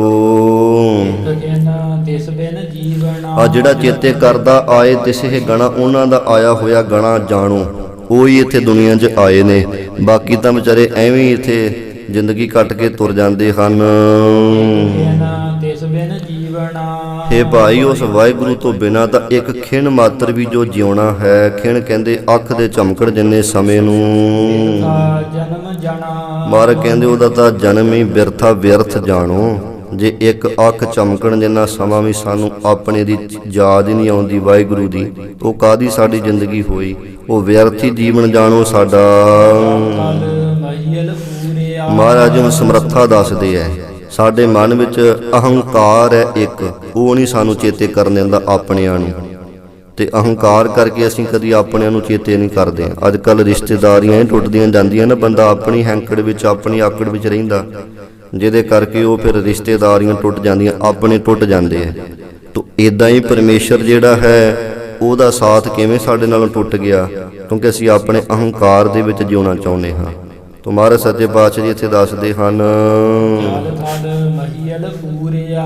ਅਹੰਕਾਰ ਦੂਰ ਕਰਨ ਵਾਸਤੇ ਦੱਸਦੇ ਆ ਪਰਮੇਸ਼ਰ ਦੀ ਸਮਰੱਥਤਾ। ਉਹ ਵਾਹਿਗੁਰੂ ਕੈਸਾ ਜਲ ਪਾਣੀ ਵਿੱਚ, ਥਲ ਜਿਹੜੀਆਂ ਖੁਸ਼ਕ ਥਾਵਾਂ ਨੇ, ਮਾਰੂ ਥਲ ਦਾ ਇਲਾਕਾ ਹੈ, ਤੇ ਮਹੀਲ ਦਾ ਅਰਥ ਹੁੰਦਾ ਵਿੱਚ। ਇਹਨਾਂ ਸਾਰੀਆਂ ਥਾਵਾਂ ਦੇ ਵਿੱਚ ਪੂਰਿਆ ਕਿ ਇਹ ਵਿਆਪਕ ਹੋ ਰਿਹਾ ਹੈ।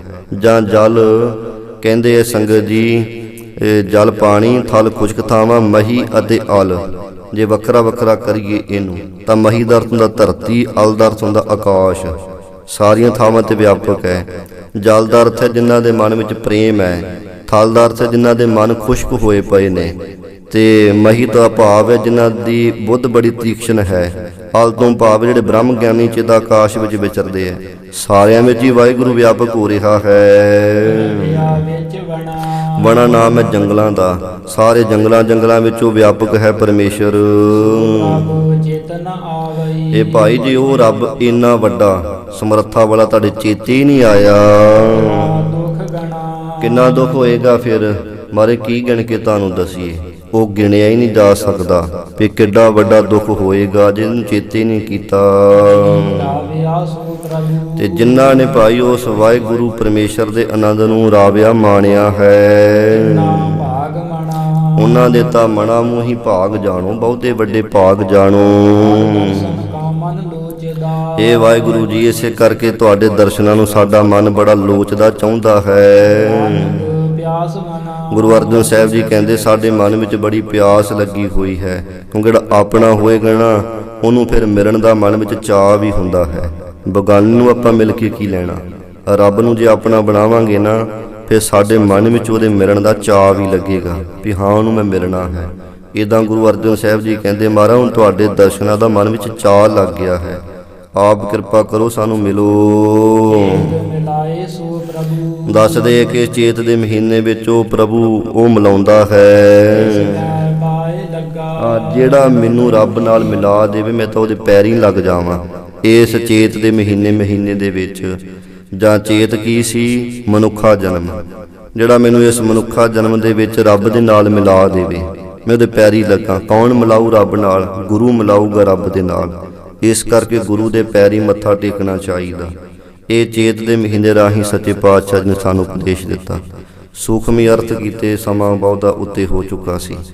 ਸੋ ਸੱਚੇ ਪਾਤਸ਼ਾਹ ਮਹਾਰਾਜ ਜੀ ਕਿਰਪਾ ਕਰਨ, ਇਹ ਬਖਸ਼ਿਸ਼ ਕੀਤਾ ਉਪਦੇਸ਼ ਸਾਡੇ ਹਿਰਦੇ ਵਿੱਚ ਵਸੇ, ਜਿਹਨੂੰ ਆਪਾਂ ਸੁਣ ਕੇ ਮੰਨ ਕੇ ਕਮਾਈਏ, ਜਿਹਦੇ ਕਰਕੇ ਸਾਡਾ ਇਹ ਨਵਾਂ ਮਹੀਨਾ, ਅੱਜ ਜੋ ਨਵਾਂ ਸਾਲ ਵੀ ਆਰੰਭ ਹੋਇਆ ਹੈ, ਇਹ ਸਾਡੇ ਲਈ ਖੁਸ਼ੀਆਂ ਭਰਿਆ ਹੋਇਆ ਆਵੇ।